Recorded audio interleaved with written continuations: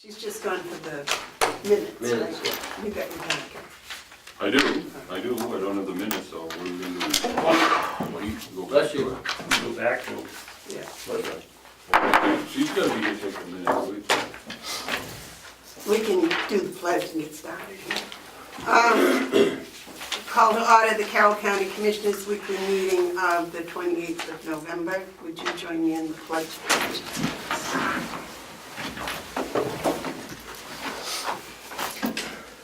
I pledge allegiance to the flag of the United States of America and to the republic for which it stands, one nation, under God, indivisible, with liberty and justice for all.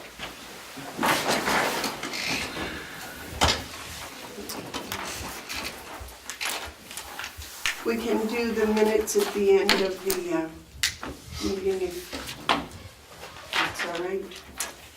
Do we have any media questions? In terms of the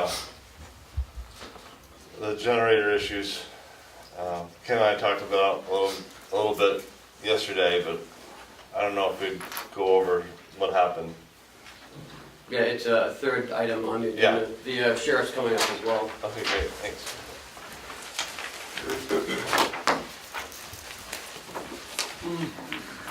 Is that the only question you have? Ken? Yeah. I'll wait a motion Dave, you want to? on the minutes. Hold on. I literally hadn't set them down yet. You can get them on email. I did. Oh. If you want to wait till the end, we can. What is your pleasure? I haven't. I'll have to go on faith on this because I believe Cheryl captured everything because it's reflected in the budget, so I have no, yeah. I'm fine.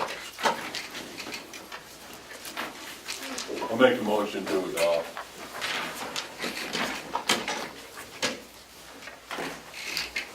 You read them online, right? well, I'm looking at them, I know I got them, I thought maybe I missed them this week. You want to wait until the end of the meeting? Yes, please. All right. Is that all right? Yeah, that's fine. I withdraw my motion. Okay. Is there any public input? Yes, it is. Will you state your name and what town you're from or your position, please? Lisa Scott from Sandwich, New Hampshire. May I have the address of the commission? Come down closer.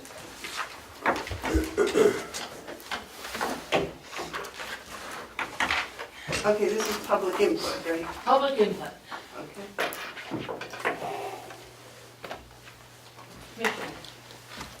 I asked to be on the agenda today as the Register of Deeds, and that request was denied.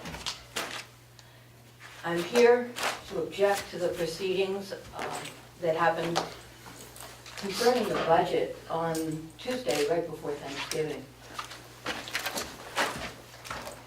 I understand that there's some time constraints that the commissioners have to prepare the budget according to law, that there's a due date that's coming right up, and yet the county administrator set up a process, and that process at the last minute appears to have been changed. We were all given a schedule of what the budget was going to be, when it was going to be, when things were going to be examined, and we were all here for our department head examinations. On November 7th, the Deeds budget was examined and approved. And then it was a lean budget. The operating budget is very lean. The archival preservation budget was asking for the third year of much needed archival funding, which is required by law. Yet, Tuesday before Thanksgiving, without notice to this department head at least, the budget was again scrutinized without the person in charge of managing the office here with no input, and cuts were pushed through at a very rapid, quick pace, without any data, without any consideration for what it would do to the operation of the office. The cuts will harm services. Example, cell phone, cut completely. Yesterday I was on the cell phone all morning, as many other times. No power, no phone service, no heat, no internet in this building. You weren't here with your cell phone, which you had offered me to use when that happens. Staff were not able to get in. They were trying to communicate with me. What did we use? The contracted services were faulty. The alarms were all going off in our office. We had some major issues. Cell phone is what we use. That's just one example. It was cut. Am I the only department head now that has a cell phone that's cut? A $571 item. And I wonder why it was cut when it was graciously added last year by this board. 33% of the education budget was cut. 10% of contracted equipment and services, which is the recording operation. So last night, I watched the video of the meeting and was very disturbed at how the process went. There's a 9-12 theory that does not hold water with the Registry of Deeds office. You can't look at budget for each month and say that that month is going to be reflected out in the full year.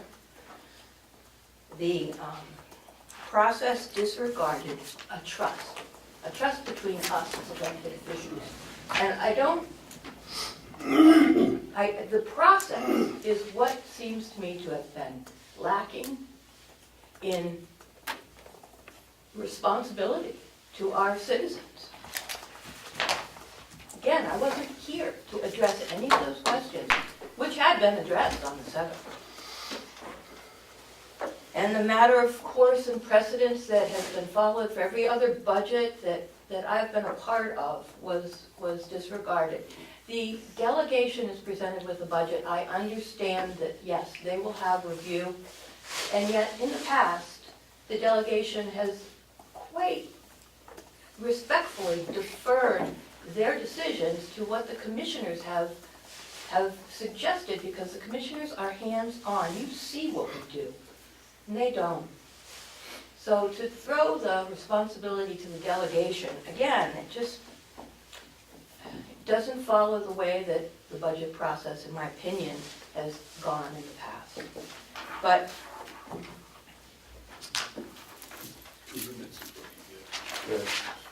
just a few more moments. In closing, I must say I appreciate the efforts of the chair, Amanda. You tried to find me so that I could come and participate. Unfortunately, I hadn't been given notice, and I was down with my 96-year-old mother out of town. So you wouldn't have found me even if you tried. You are a very good asset to our board here, and I appreciate your efforts. And ask that you reconsider the deeds budget and revert it back to the November 7th approved deeds budget. Thank you very much for coming in. No, gentlemen, we're not having a discussion. Point of order, Madam Chairman. Yes. When I'm accused of something, I expect to have the opportunity to answer it. Madam Chairman, I would like to be recognized for a public comment. And I would like I'm to, going to leave my chair to make a public comment. I'm not asking questions and I'm not engaging in debate. But I'm exercising my right as a citizen to make a public comment at this time. Since we're under public comment in the agenda. And I'll go there to sit, just to make sure that everyone knows it's a public comment. All right, thank you very much for coming in with your comments. Thank you. Are there any other public input? Yes, sir. You done? I'd like to have the table. Would you like me to read? Yeah. Okay. Would you state your name and the town you're from, please? My name is Mark Hounsell, I'm from the town of Conway. It's unusual for me to make a public comment from this seat, but I think it's necessary because there's so much misinformation that was just presented that it just can't go unaddressed. We did follow the process. We followed the process to the letter. We gave notice. We've been talking about this budget and our scheduling for this budget. And I'm very happy that the commissioners made a great attempt at including everything.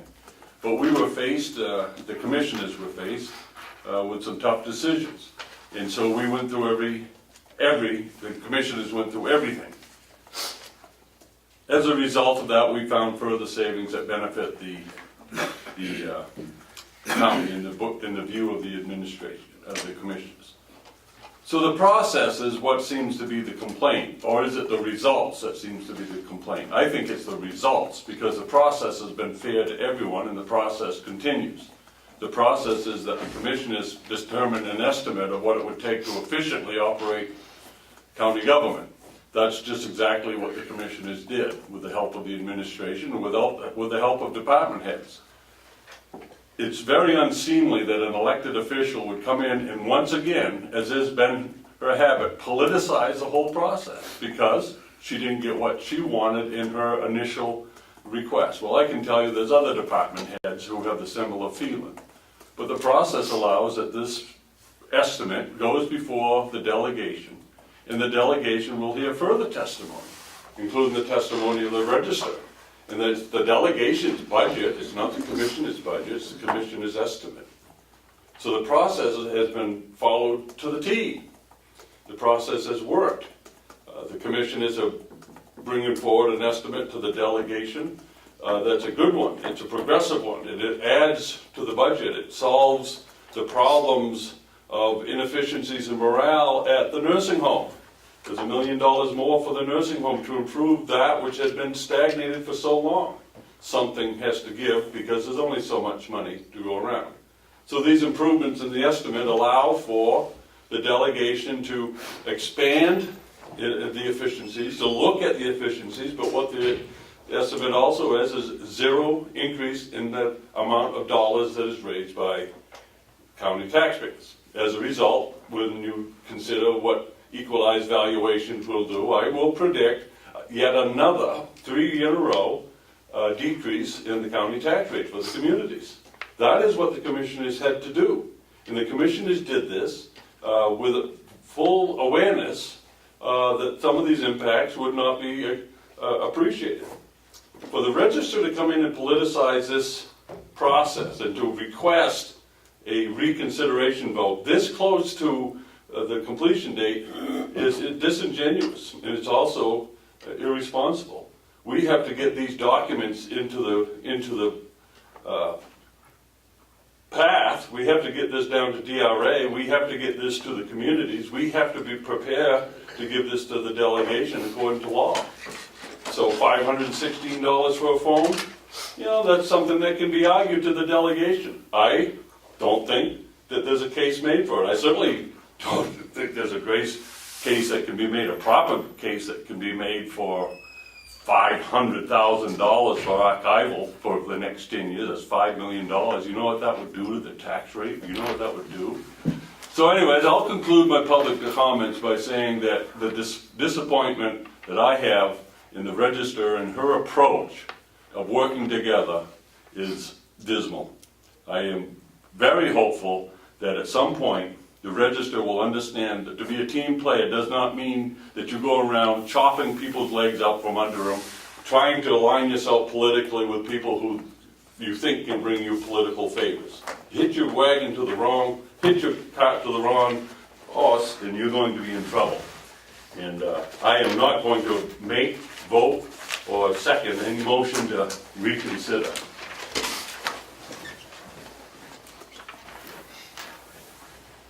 Is there any other public input? Yes, sir. Thank you, Madam Chairman. Madam Chairman, I would like to Would clear you up one. state your name and town? Oh, David Babson, Ossipee. I would like to clear up one fact that the register said. She's arguing for a cell phone, that she was looking for me yesterday here, and I wasn't here. Ken can tell you, Cheryl can tell you, Bob Murray can tell you, Jason can tell you, I was here from 9 o'clock till about 3 or 3:30, really going home and having a half an hour for lunch. So that was inaccurate, Madam Chairman. Is there any other public input? Okay, would you gentlemen mind if we skipped down to number 3? No, I want to do that first thing first, I do mind. In fact, I call for the orders of the day, which means we do this one first, Liz. All right. Ken, you have the budget? Do you have it in front of you? It's DMS 46. Kathy was here till 8:30 last night, putting this together, getting it in a submittable format to DRA, to all the towns. Secretary of State's office. Madam Chairman, Yes, sir. I make a motion that the commissioners sign immediately the 2019 MS 46 form to be submitted to the Department of Revenue Administration. Second. Okay, the motion's been made and seconded to sign the MS 46 proposed budget and estimate of revenue for Carroll County. Is there any discussion?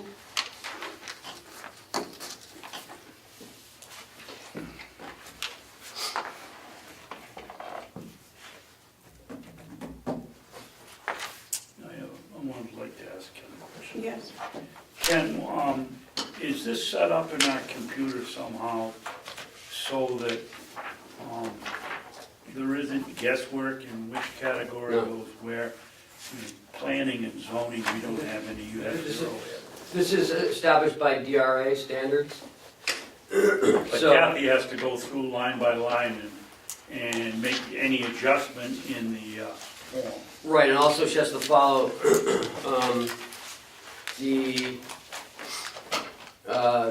the RSA for DRA for financial accounting for the counties.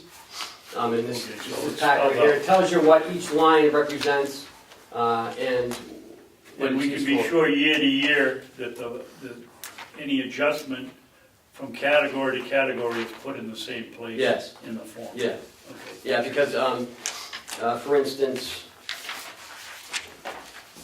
look on page 1, let's look at, I don't know, let's see if I can find one here.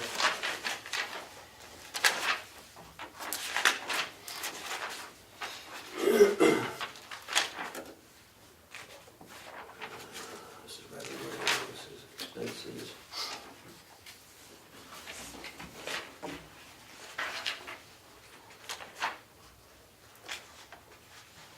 Okay, so if you look at account number 4193, On what page, Kenny? if it's on the front page, Front page, okay. well, not on that, that's the signature page, on that one. Look at 4193, I just pulled this up, it's not, it says the registered deeds, the actual expenditures for last year is $381,625. The appropriations for this year will be $430,232. Now that tells us account number 4193 is the registered deeds classification shall be for recording expenditures of the Office of the County of Registered Deeds. So if anyone wants to know what each line represents, it's in this financial and accounting booklet from DRA, and that's what Kathy calls it. Thank you. And that's why it takes so long.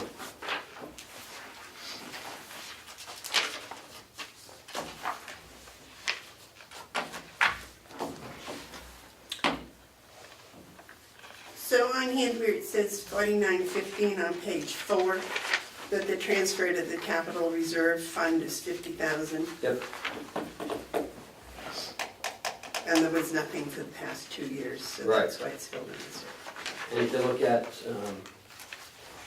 on page 6, you'll see under revenues, under 3915 is, and that's the balancing side of that 50,000.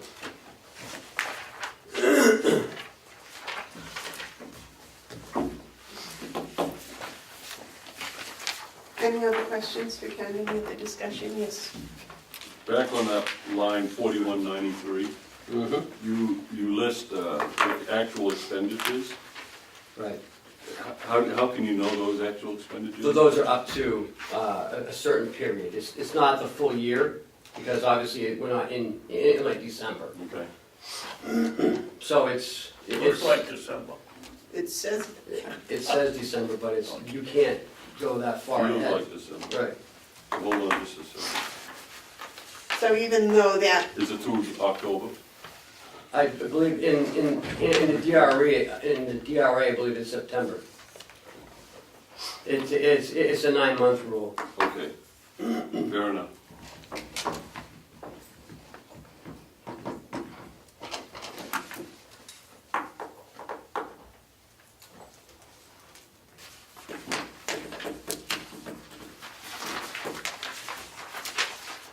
any other discussion? Okay, so the motion's been made and seconded to sign MS 46, proposed budget and estimate of revenue, which apparently, this says it begins January 1st and ends December 31st. But it says on here, for the form due September 1st. It's proposed budget and estimate of revenues. Right. And then after it's passed, we have until September to file the one that was actually voted on by the delegation. So there's an R, which means revised, which Kathy files before September 1st, Right. 2019. 19. Yeah. All those in favor say aye. Aye. Those opposed, I'm going to say no. I'm just so, This is the one, Right, yeah. That one. you're not going to sign the MS 46? I will sign it, but I'm not in favor of it. I don't, I'm just very confused with the process. You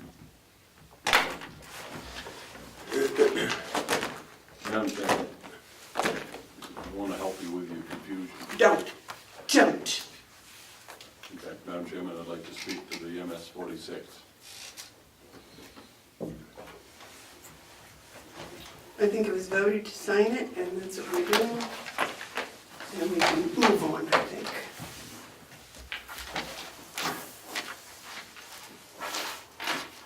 Now may we go to Dominic and the third part while he's here.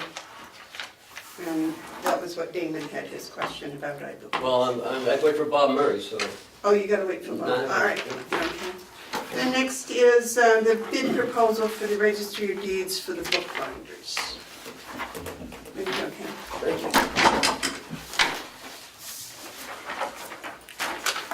This is an FYI, isn't it? Lisa, can you come in? We don't need a presentation, this is an FYI. He's already sent the letter, there's no, this stuff in there. No, It Shane has sent it. it has not been sent yet. This is a bid. May I speak? Yes, Lisa. What? This was sent out in early November to be, the usual procedure was to, as a courtesy, give it to you to look over, review. I believe Ken looked it over, it just has not yet been presented to you. I would like to act on this, it's for purchasing the book binders that we use. It's one of those line items that has not yet been spent, and I've been waiting to put the bid out. Do you direct solicit the bids? Is that what this is? Direct solicit, yes, I do. There are few companies out there that provide them. So how many companies do you direct? 3. They're right on the letter. Okay. You have a question, sir? Yeah, I'm confused. This is a signed letter seeking proposal, and it was dated November 5th. Am I now understand that this letter has not been sent? That has not been sent. So, It's been waiting for your review. yeah, all right, go ahead and send it. It's your job, it's not our job to send it, David? it's our job to approve it. Is it customary when we send out a letter for bid to name the competitors on the bid? It is customary. Well, it's customary for you, but is it for the county? I don't know. No, not usually, but, I mean, she's done this. Frankly, I don't think it's a good idea, but, and what are we going to do about, a bid for anybody else that might have a product that's similar or the same? The bid will be posted on the website. Okay. That's what Bob does, isn't it? He solicits some and then posts the bid someplace. Yeah, oh yeah, Yeah. and Lisa's done this before, this isn't, we went through this last year about, Every- Well, I remember, I just noticed today, if I were running a business and I was going out for bid, I would name the competitors on the bid. It actually might be beneficial. It might, and it might also end up with something that's not very legal. Either one is possible. Ken? how do you find these people? Do you do like internet search? And, I do internet search, I ask my colleagues. okay. I'm just wondering if there's anything, if there's any other ones that pop up between, I have tried others, Okay. and the market is pretty limited out there for people who provide these yeah. services. Okay, I just didn't, because these are the same three you did last year, if something might come up between. But you do post it. Oh, yeah, Yes. Cheryl posts it as soon as it gets pushed. Mark, you had a question? Moving towards best practices, you would send an individual letter to each of the ones, you wouldn't put them all grouped together, 2 more pages, and you could have, this could have been done with more propriety. This is not the way you do it. This opens the door to all kinds of things, and if it's just a simple matter of just sending a letter to each one and then posting it, this really smacks of favoritism, in my opinion. I wouldn't have done it that way, but it's not my office. So you're here asking for our approval? I believe the For the RFP request. process states that I submit for your approval RFPs. She has to, right. Point of order. Question. Yes, sir. I have no problem soliciting prices. I have a significant problem with it being done in a manner this letter represents. So is it possible to approve the request for proposals without approving this particular letter? Do you have any qualms about writing 3 different letters instead of just one? Not at all, and the content. As is- well as The content is more important than the framework. posting it? No problem So whatsoever. that if there might be somebody. Right, The yeah. point is to get the best price for the county, to serve the public. All right. Do we need a motion? One more question. Yes. So what date are we gonna use now? I will change the date to whatever date I post it. Okay, well, just let me know so I can put it on the, I will, I'll send you the up-to-date one. This is that they want the bids back on November 29th. That's right. That's tomorrow. right, that's why I want it. This has been in the works, it was given again on the 3rd, I believe. Okay, but we can get it updated, we can go forward. Yes. So, Is it okay for me to mark this as draft? yeah. Of course, yes. 'Cause Do you want to make a motion? what's this date down here gonna be? It's 2 weeks, isn't our normal bid process 2 weeks? Normally, but I don't know if this is a specialty or, I'll give 10 days to 2 weeks. Okay, so that would make it, I'll figure that out downstairs. 21st? That's a manager. they could go back on the 20th, I guess. Has to be Thursday, let you know. It has to be a Thursday. Point of order. yes, Mr. Jones. Well, I don't know if I have to be here for it anyway, but if you had the bids in on the 13th, and we open them on the 19th, and we act on them on the 16th, on the 26th, is that correct? Or we meet on the 26th? Well, I mean, yeah, well, that's all in the upcoming agenda, but All right, whatever. I think it needs to be. So what date this you gonna year. put on here, December what? I will decide on that. Well, I don't know before I go, what that date's gonna be. I haven't evaluated that yet. What's today? It's 28. Is the 13th a Thursday? yes. Yeah, I think the 13th would be the best. Okay. And I think it will be pretty clear cut, the bids. It's asking for simple prices. David, you have a question? And it's a single item without any variability. Okay. Who did we get it from last year? Remember? Hot, I believe. It was the lowest bidder, and the product is good. Good. You want to make a motion? No? Yes. Lisa, are these binders all the same, or is it just a generic three ringer? I know it's different, but different companies make different styles. Are these the same book from all three of these vendors, or are they Fiddler using somebody else's, Profile using somebody else's? I have my copy in front, but I think it specifies exactly what I'm asking for. I know, but I'm, So they are the same. White Indestructo is the name of the oh, okay. type. So they're all, 2 3/4 inch capacity by 8.5 by 14. and there's nobody else that makes a binder that, go ahead, the binder that meets those requirements? Not that I found. Okay. Thank you. You want to make a motion, David? Yeah, I'll make a motion that we send out to bid for Indestructo binders or a similar type binder as soon as possible. You want to second that? No. I'll second that. Is there any, the motion's been made and seconded to send out an RFP for Indestructo binders or similar type binders. Is there any discussion? Yes.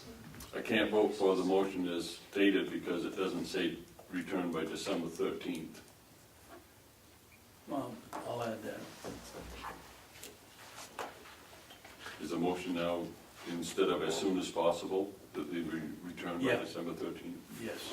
Thank you. Thank you for pointing that out. Okay, is there any more discussion?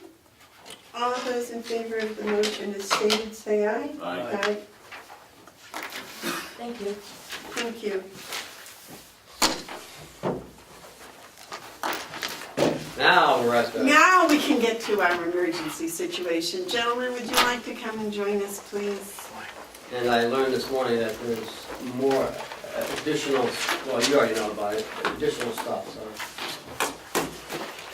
Well, I'll tell you what. We had an emergency at my house caused by four-legged creatures with big fluffy gray tails. Good Mammoth or- Squirrels. All right, gentlemen, what can we do for you today? Well, we're here to discuss what happened yesterday with the storm. The storm affected Carroll County. It affected the administration building specifically. We had a generator problem. We had an electrical outage, and as a consequence, it took out some pieces of equipment here in the building. It all started, Pieces? multiple, yeah, a couple of pieces. I'll get to that. Okay. It started out about 2 or so in the morning when we lost power. The generator failed to start. Come to find out later on in the morning that it was caused by mouse. Mouse carcass. Mouse carcass, a little critter.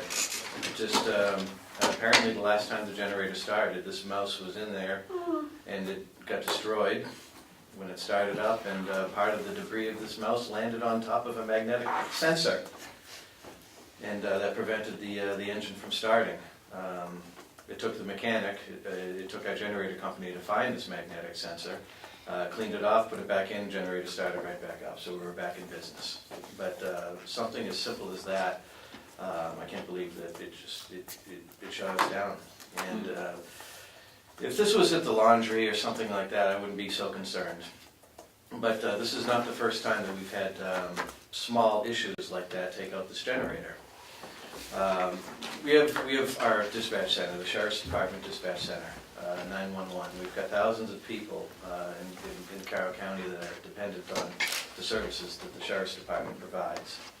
And myself, and I'm sure others can speak with me, that we are uncomfortable with the age and reliability of the generator. It's 34 years old, roughly 1984 vintage. When it runs well, but it's old, and I'm not comfortable with it. Is it propane? No, it's diesel. So, next is Sheriff, you can add to that what Lieutenant Santuccio had to do with dispatch because of that outage. Yeah, I mean, it was almost a year ago Yeah. to this one, that it happened last year. And MUR came up and reported on that with the cord through the window and all that with the trailer. This year, we were able to put a small generator onto the phone system. So at least we had the phones, but in the meantime, all the computers down. The radio is just car.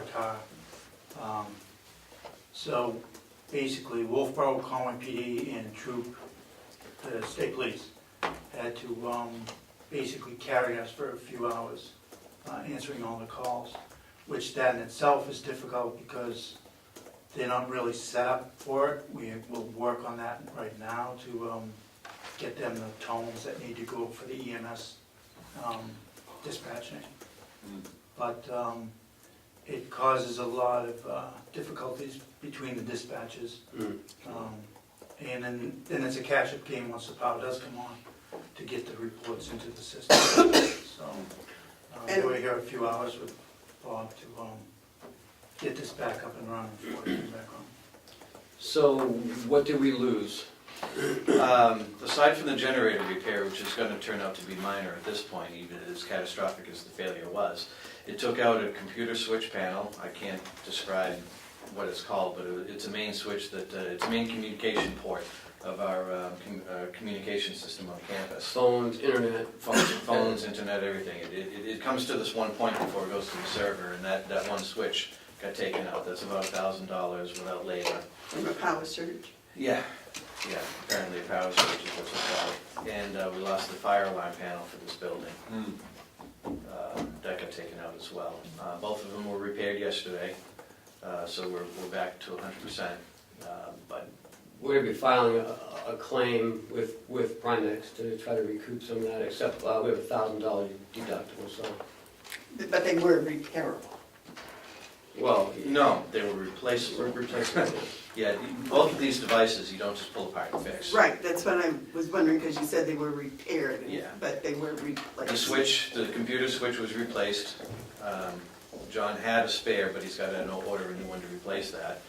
And the fire panel itself, it was the computer board inside the panel that was replaced. Those are expensive. Well, obsolete too. We were fortunate that the company that we do business with had a spare one on their shelf. David, you had a question? I get several. Sheriff, or Bob, what type of wattage does it take to run the system? 10,000 watts, 8,000 watts? How big a generator? Well, it's a 150 kW generator, which is sized to power this building, including all air conditioning equipment, elevator, lighting, everything. So, but if we were gonna put an emergency generator, another one that we could hook into the system, just dispatch communication, what would that take? I don't know. We'd have to do some research. but I think it would be more costly because we'd have to split out all the electric. It's what he was talking about yesterday. Yeah, the electricity goes to one point, everything's wired together to the panels in this building. If what I'm thinking you're suggesting is to separate that and have the dispatch on its own circuit, On generators. its own generator, you know, I'm not sure what you gain there, other than, yeah, you might save a few dollars, but it would be more cumbersome, more maintenance, because you'd have an additional generator to maintain, electrical work to do. I don't really see that as a viable alternative. Okay. You couldn't have an override on the panels so that when the electric went out, it just automatically went to the backup generator for that one? Well, that's what we have now. If the lights go out, that generator is supposed to start automatically, it detects that For the whole for building? the whole building. But you couldn't have one just on one panel, but the override for Sure, that you can do anything you want if you spend enough money. would go to just one generator? I mean, to me, that doesn't make sense, but No, I wouldn't want. Bob and I were talking about this yesterday, and I would like to recommend that we utilize some of the money, some of the funding that we had for the parking lot out back, purchase a new generator. I don't want this, I mean, this is just the start of like the winter season. But it wasn't the generator's fault. Yeah, it was. Well, yeah, It was the mouse's But fault. again, this generator is old. Yeah. It has no fail-safes to the current gauge generators. There's no bells and whistles to say, hey, this may be a problem if it needs to start or something like that.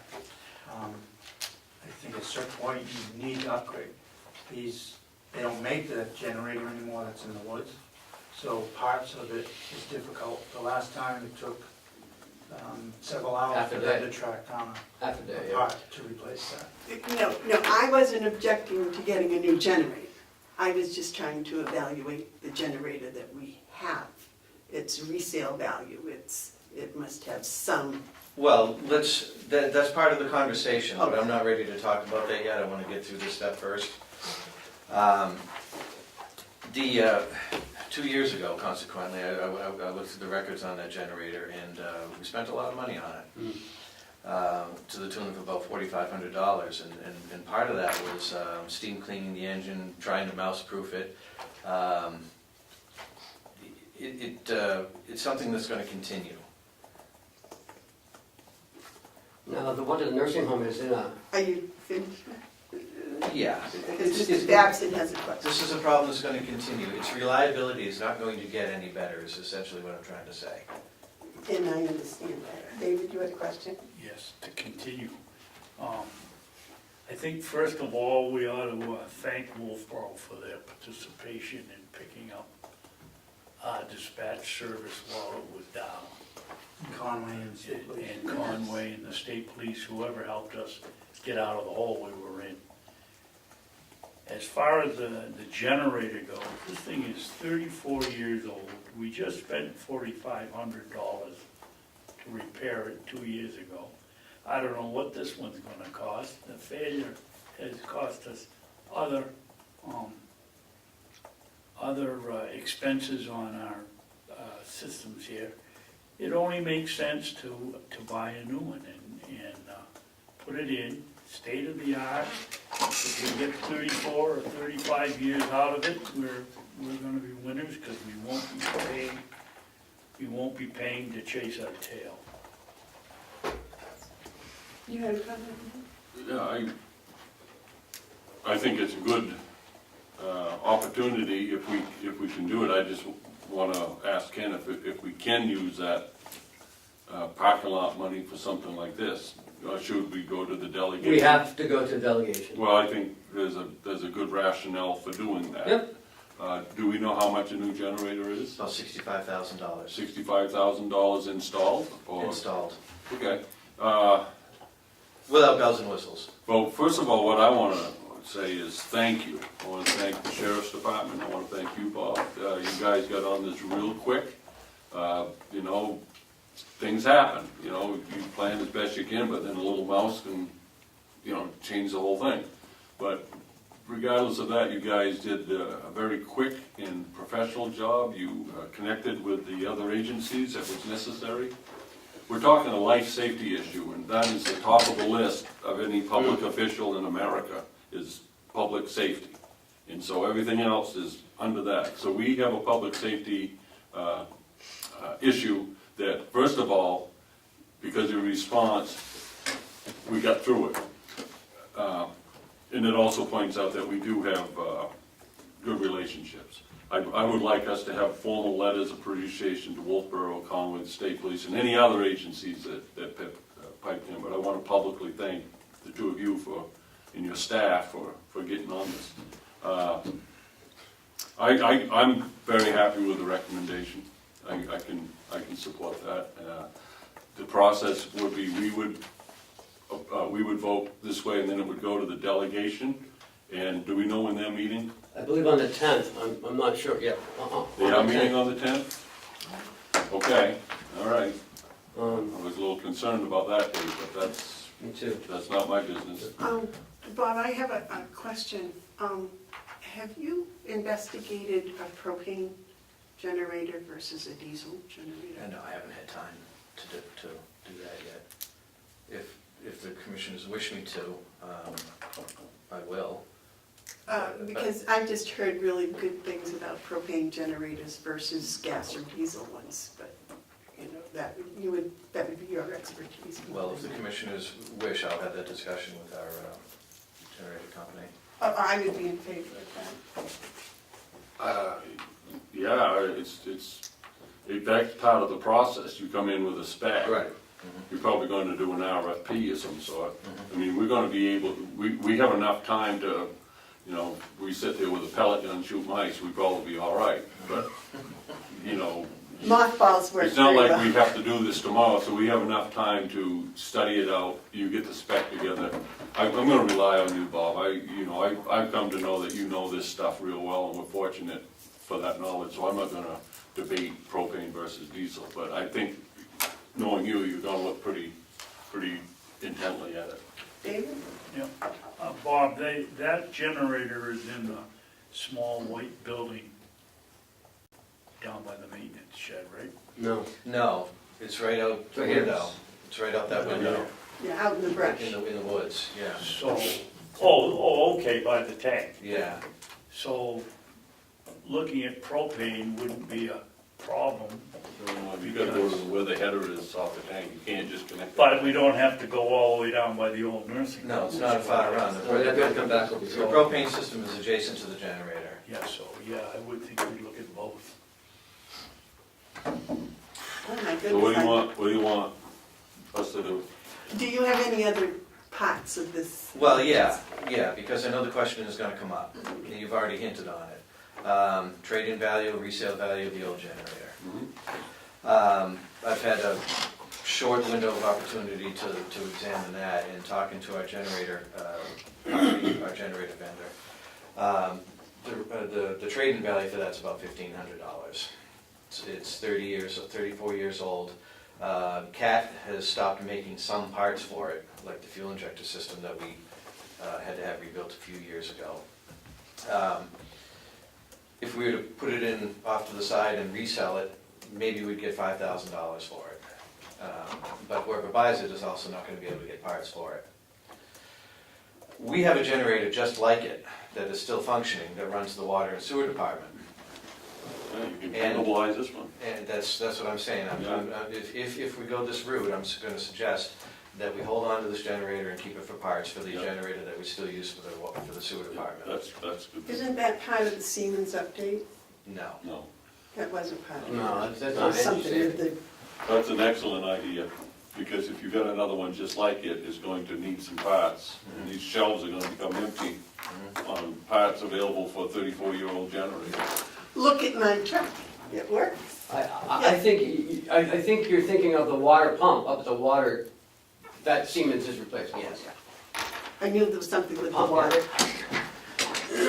I can't remember everything, So Bob. what do you That's so need much us to better do? than that. I'd like you to authorize Bob to start moving forward and start getting, some information, and then come back next week, maybe with an RFP or the week after. Do you think you could get the information together within the next week? Yeah. Two? Okay. Yeah, I think so. Let me take a stab at the motion, then. Why do we need a motion if we all agree that he goes ahead? I No, don't that's think what we we need did. the motion till we get the RFP. do I we? thought that's what we did, but that's fine, if we don't need one, just go do it And again. just tell them. Bring us- Get the information. Then have the motion, what we're gonna do after I that. guess what you have to do is interpret where we stand, so I'll just tell you, I am in support of spending $65,000 out of the money that was set aside, the $90,000 that was set aside for the parking lot that we didn't do. I'm in favor of using that to purchase the generator that you need. I think that However that's may, gonna go is, I just want you to know where I come from. I think that's wise and it's needed and it's critical. I think that may be a little premature, because we need to find out just what you're looking at I'm first. just telling them Yeah. what I think. Yeah, I think you just suggested his opinion, not off the No. motion or a vote. We didn't want to vote, so I thought I'd let you know what I thought. David? I agree with Mark. I think that it's critical that we ought to go ahead. I just wanna make sure that Bob looks both at propane and diesel. And get us the information and go from there. Sheriff, what do you think? Do you think that'll make you happy too, to get a new generator? Because I know it's a pain. No, it's much needed. It is. Whether we're gonna do a secondary on our own or whatever, but something was needed, because this has happened the last 2 years. Yeah, it's kind of embarrassing. Yeah, Troopy told us that there was a call with the 911, they had trouble connecting to because guy's oxygen wasn't working, so. Well, there were small little accidents and things, they had trouble getting through to somebody, they were put on hold. I got a call and said, do you know, they put me on. I said, well, Would I expect that there was a good reason for that. Yes, sir. would we be, can we send out, or will we send out letters to these agencies that helped and have a joint letter of commissioners in the sheriff's office? I think that's Sure. a huge part of this whole episode is the help that we got. You know, and it points again, this is a very close-knit community as a county, and we help each other. And I think it's important to thank people who help us. Should we send a condolence card to the Moses family? I think that's only in order. I feel so badly. Although I'll tell you what, those little gray things with fluffy tails at my house are gonna get condolence letters. All right, Bob, is that everything for you, dear? Yes. And you're all set? All right. Thanks, Sheriff. I know it's Thank kind of you early for very you, but much. thanks for coming in early. Thank you very much You for... did bring his coffee. Yeah, he brought it. Gentlemen, I want to thank you very much for all that both of you did yesterday from 2:30 on. Thank you. Well, that's about the time the sheriff get in.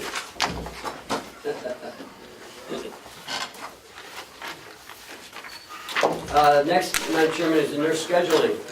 There's been a lot of talk about this during Howie's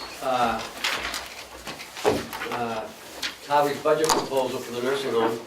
And he brought along with him our new nurse scheduler, Candace. There you go. Um, So Howie, why don't you introduce Candace to the board? And Commissioners, this is Candace Oliver. She has been LNA, but she's been our scheduler since October. So she's had a front row seat in what's going on. And she can, of course, tell you everything about how we've been doing it, but I'd like to tell you about how I think we should be doing it. The short version of how we do it is the same way that we've always done it, with a spreadsheet. And there was a time when that actually worked, but it doesn't work as well anymore because we have a very flexible, workforce. Now, I don't think I have to tell you how our workforce manages their own time these days. Inevitably, if you ask any of our staff, they live by their phone. They don't live by the spreadsheet. What works with the new software is that everything is actually done through an app on the staff member's phone. If Candace needed to fill a spot on Friday, she would send out an email that would go only to the people that were qualified. If it's an LNA position, or an MA position, or a nurse position, and then within that group, only those that would say wouldn't incur overtime. That staff member would get that text and be able to respond on the app to accept that position, and it goes automatically to the schedule. It doesn't require Candace to call somebody, wait for a call back before you go keep moving on. it's essentially automated. It also would allow Lori, as DON, to even change assignments. To say that, we had 3 discharges today, I want to move an aide from one assignment to another assignment, and she could do that from her phone. The days of us running a nursing home, between, 8 and 4, 9 to 5, or 7 to 3 are gone. So all of us can do all kinds of things remotely. That kind of communication is invaluable. Right now, we can't really schedule vacations out into next year. On shifts, which is the software I'm recommending to you, allows us to do that indefinitely, not just next year, but even into the year following if we wanted to. I'm sorry, Howie, but could you, I'd like Candace to tell them, explain what her day looks like, as far as scheduling, call-outs. Can you just run through that really quick? Like in your mind, how it goes on an average day? Yeah, like how many call-outs or, Yeah, and just, how you have to schedule these people in. Yeah, well, our spreadsheet is by month, and, all the employees are listed, and then, obviously, it's like kinda like a calendar across the days, and each employee has their 8-hour shift set up based on the days that they're working. And then we calculate how many LNAs or M&Es or nurses or whatever we have for the day. And then if somebody calls out, basically I either have to send out manually texting everybody or making phone calls through, our Rolodex, trying to find coverage for it. So you use texting? Yes, we do use texting. And it kind of can be, searching for, kind of like, or we do. Yeah. Search for somebody's name or type in a phone number or, something like that. David, you had a question? Yes, first of all, Candace, thank you very much for taking the time last week to educate me on a job that I wouldn't want to have. None of us would want that job. It's incredible. I believe you told me you're trying to schedule now for January or February. And that doesn't include all the call-outs that are gonna come in between and Yes. seek to find somebody that comes in. And it certainly looks like we need some modern technology in that department. My concern is that you are in favor of it and like the program. Howie is, Laurie is. Are you all on the same page if we spend the money to buy this program? I think we all agree that we don't like what we have. We're at a point where anything would be an improvement. Well, that's not a good answer, Howie. We need to know if we're gonna spend the money, whether you think this program is gonna work. Have you watched it? I have. And Candace, you watched it? I have not seen it. How about Laurie? Lori has not either. Now, you're the only one that's seen it. Well, I would suggest strongly that you and Laurie both go somewhere that has a program and see if it's gonna fit your needs, because you're the one that has to do it. And as I said before, I certainly wouldn't want the job. I don't know how you do it with the spreadsheet that you got, and I would suggest, Madam Chairman, that you go over and look at it. Mark won't be here, and to see what goes into scheduling the people at the nursing home. It's just a maze. I would like to ask, do you have somebody that is also trained to do the scheduling like you're doing it now? As far as I know, Lori would do it. Yeah. That's the only backup. Yep, that's the only backup. And we could reach to the former scheduler, Jen Dockram, but in terms of a day-to-day, Lori would be the immediate backup. Well, because my concern is if we get this new program, there'll be a training period on it. And I would like to have Candace and somebody else also, besides Lori, as a backup. Lori would be a backup, I would expect anyways, but another person. So if Candace should get the flu and be out for a week, there's someone there that would be able to handle it without pulling Laurie off of all that she has to do. No, correct. We always need, we call it the hit by the bus scenario. We need to cross-train multiple people so so that Candace can take a vacation, and not have to worry about. You allow her to take a vacation? Oh, my Oh, goodness. we wanted to be able to take it without having to worry that things are gonna get screwed up while she's gone, or come back to a mess. That isn't good for her or us. Well, no. You had a question? There are other advantages to changing this program. One of the big things we have to do for compliance is called PBJ, which is payroll-based journaling. Kronos and Checkmate do a significant component of that, but only for staff members who are getting paid, people that are through our time and attendance system. We have a number of other people, including physicians, therapists, and the like, whose time we have to track, who are not in our payroll system. They would be part of this system, which would automate it. Not only would it keep us compliant, it would help our position relative to our 5-star rating by being sure that we capture all the hours, all the therapeutic hours that are captured. Right now, it's somewhat of a small nightmare for Lori. This would free Lori from having to do that, because it would be automated.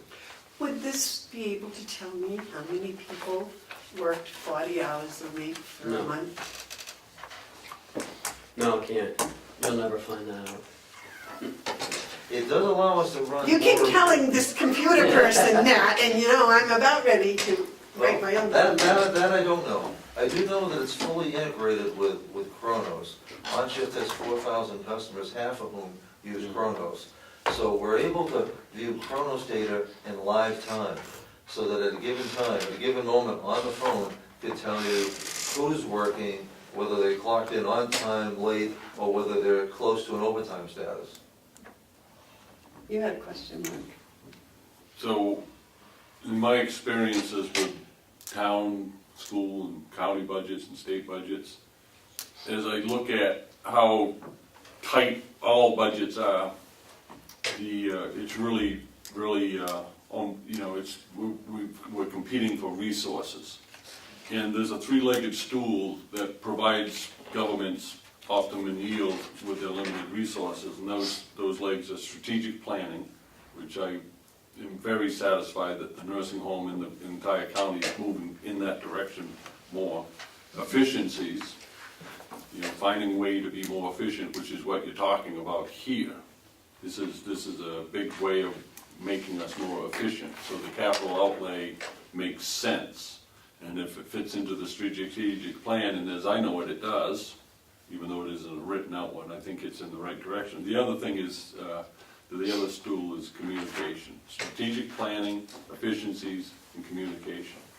So I have no problem with you, and actually I encourage you us to get this program, as diligently as we can. But I agree with Commissioner Babson that, a 3-chord strand is not easily broken. If I was the only one who has seen it, then that's a weakness in the communication piece that I just talked about. Okay, so I strongly urge you, Candace, and Lori to become familiar with this before the fact. I can see that it would be very short-sighted of us not to do it. So, yeah. David, you had something? Yes, with this program, how much training comes with it?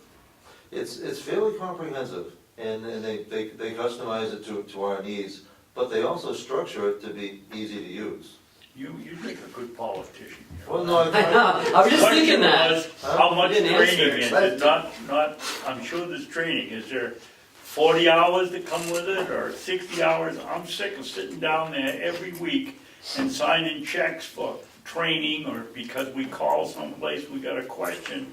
We've got to do a better job when we buy our software of setting up a system where we can get help. If you call up for a simple answer, you don't get a bill for $75.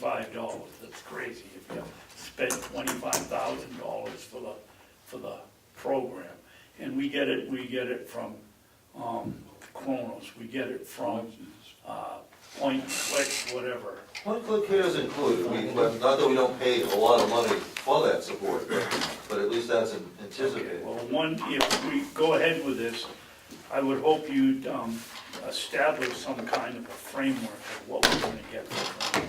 In fact, that's important. One of the reasons why I'm coming to you today and not next April is, we had originally thought that this would be a 2019 project.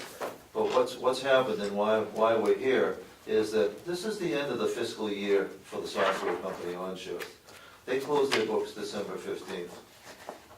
They have offered to their potential customers that if you sign before December 15th, they waive all implementation fees.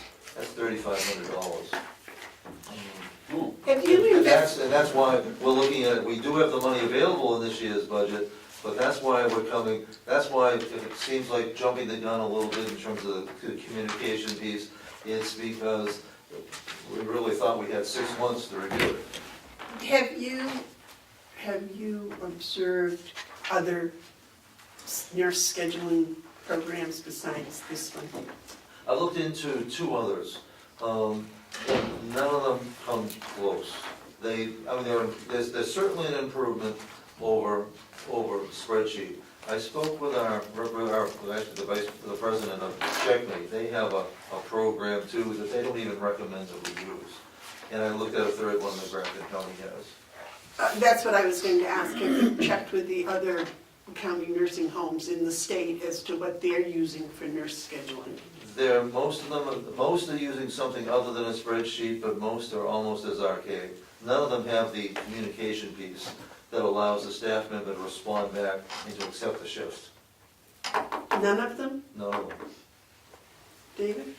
Yeah, Holly, I obviously can't tell you what to do, but if I were you, I would call the company that has this scheduling software and give them a story that it's in next year's budget. Now, you're interested in it, but you're not gonna pay $3,500 because the system doesn't allow you to raise the money until March, would they hold the price? I mean, put some pressure on it. Take some lessons from Murray, you could squeeze the blood out of a penny. Well, did not. Well, Yeah, let me, yeah, how much is this program? It's a $3,500 implementation, and it's $1,000 or less per month to operate. So it's $1,000 a month, and you have the money in the delegation has it in the budget, you have it in your budget? We do. Not this year. Yeah. Not for, Yes. we don't have it specifically allocated for this year, we do for next year. Do you have any money in the 18 budget for this? We have money that we'd be taking primarily out of nursing supplies. Do you need to do a transfer? sure he does. Yeah, we do. Okay, so in order to do that, you gotta go to the delegation to do a transfer of this nature. Correct. Okay, and so, but we have the money in this, but did you put it in next year's budget? Yes. Okay, so let me just, people like to pay attention to the process, so here's the process option. We transfer the money this year. We purchase the thing, or make a commitment to it if we have to encumber it, or Yeah. however, but we use 18 money. Then, when the 19 budget goes in front of the delegation, just point out to them that we've already bought it, and then they can adjust that line accordingly for April. Does that is an option in the process, correct? But I'm confused. It's an option. You have Okay, to but what we would buy be it. doing, I'm still talking, Madam Chairman. Yeah, but I think you've misunderstood No, I what he haven't. was saying. Good Lord. I know it's hard for you not to interrupt, I know it is, but can I finish? Well, you go ahead, Eris, they're only saying. I'll talk to you after the meeting. There's a way you can do this, but I can't get a thought out in this. I can't get a thought out here. Are you finishing? Well, if you shut me down, I guess I am. You have to buy the program originally, right? You don't buy it, but there is an implementation fee, a startup fee. Or that you have to make a commitment. It's a $3,500 startup fee that they're willing to waive. I understand that, but I'm trying, normally you buy a program that costs X number of dollars. Not anymore. Web-based programs, you never really own, you essentially rent She it. says I'm confused. So if you're renting this at $1,000 a month, is there any limit as to how long you have to keep it? They would like a one-year contract, but it is severable on demand. or with notice. That's something we've been building into all our contracts, is that we don't want, auto renewing contracts. Okay, so, that's why I said I was confused. So what we do is, they say no $3,500 if you do by December 15th. Correct. So you say December 14th. We would like to implement this program for the next month. And they come and train. How much is that training going to cost? That's included, that's the implementation part, Which they're not gonna charge us. which they're not gonna charge. So we end up with $1,000 commitment for 1 month. Well, they actually, they require, details being, the devil's in the details, that in order to get that $3,500 waiver, that you prepay the first quarter, $3,000. Okay, so actually it's a $3,000 commitment. Correct. So you have, now down to what Mark was asking, you have this $3,000 prepay in your 2018 budget? We do. It's available subject to delegation transfer. Now I'm unconfused. So, I'm not. okay, would you like to have clarification? No, I get it. I understand perfectly what's going on. One additional point, and I don't know. To me, it's a matter of saving $3,000 by acting quick. And I was just pointing out the process by which we can save the county taxpayers $3,000 in the process of which to do that. But I've already tried to say it, but. And possibly more money. I don't represent what the future savings would be. On-shifts will say that many of their customers pay for their monthly fees and savings on overtime, agency, and incentive. And that could well be true, but I can't, that's speculative at best. But the expectation is, and they hold it right out there, that they're, through proper time management, that you will save money on overtime, incentive, and agency, and that's why they've been so successful. Big money. Efficiencies will more than absorb the $1,000 a month.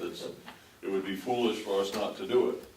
It would also be foolish not to take advantage of the $3,000 discount offer that we have and get the implementation in place.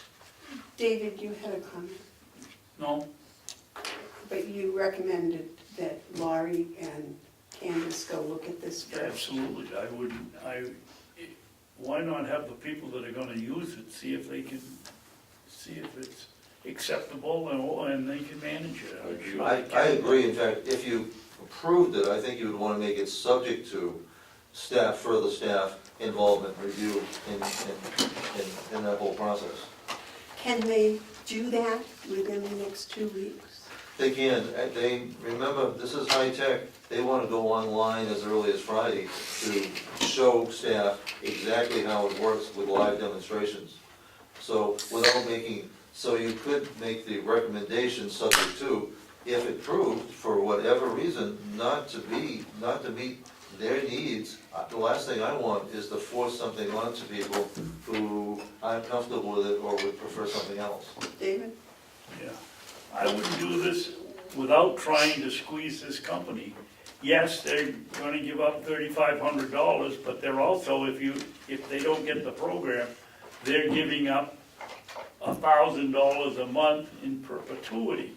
And anybody in business would say to themselves, well, we're gonna lose out on $3,500 to start, but we're gonna make it up tenfold over the life of the program if we operate it, gotta keep it up to date so people like it.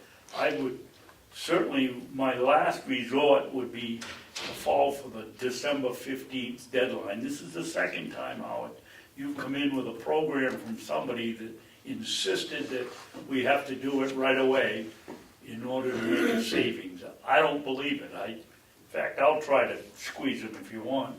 Well, the deadline actually was November 30th. Yeah, And now it's the 15th, and it'll be the January 15th if you put more pressure on them. It's I can't say that they gave me a hard date of November 30th, And then after I squeezed them, found out that their fiscal year ends December 15th.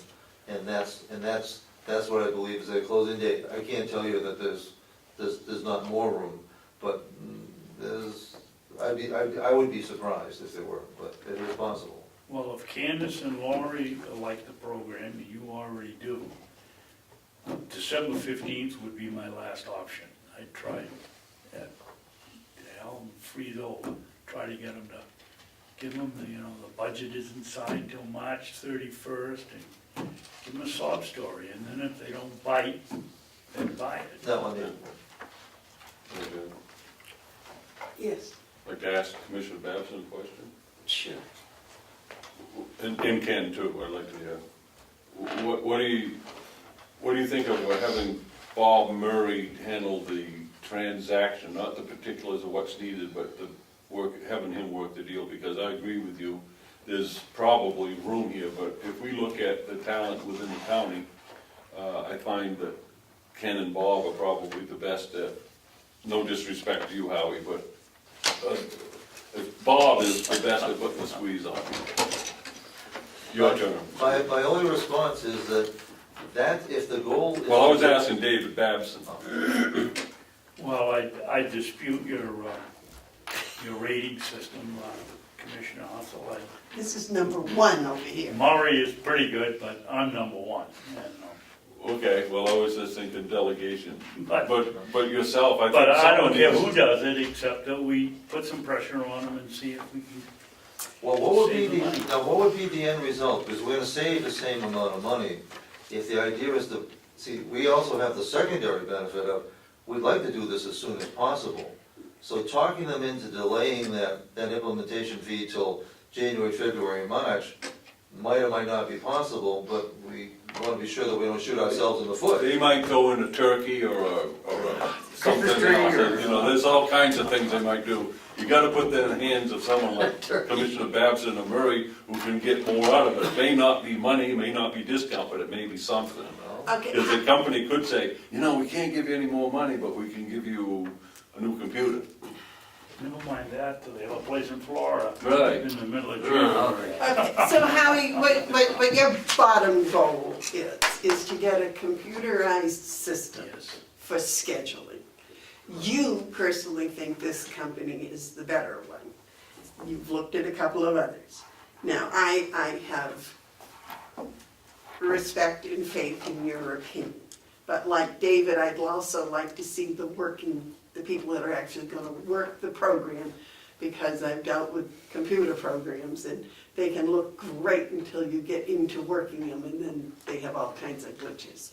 So if Candace and Laurie could experience with it, fine, and then if as early as next week you can have some of the other staff work with it, that was what I understood you said, right? Yeah, they're willing to schedule these demonstrations at will. The company that's trying to sell it to you. Correct. Okay, if you would have them come in and see what the people are thinking about it, and then that would give more leverage, I would think. But I think that if you could actually get it approved and people wanted it, and have it working by the 15th of December, would be a great benefit to those people that are using a spreadsheet today to do it, because I've done those schedulings with spreadsheets with just a few people. I cannot imagine with that staff. Yes, David? Madam Chairman, can we ask Candace what she thinks of it? She hasn't seen it, but from what she's heard, whether it's gonna work to her advantage or not, can we, Certainly. what do you think, Candace? It could be definitely beneficial, but it's hard to speak to when I haven't even seen it or used it, or, didn't even really know the name of it till a couple days ago. So, that's really hard to talk to.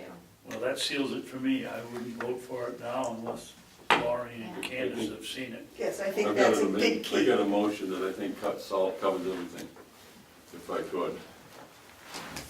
You want to make a motion? I do. All right.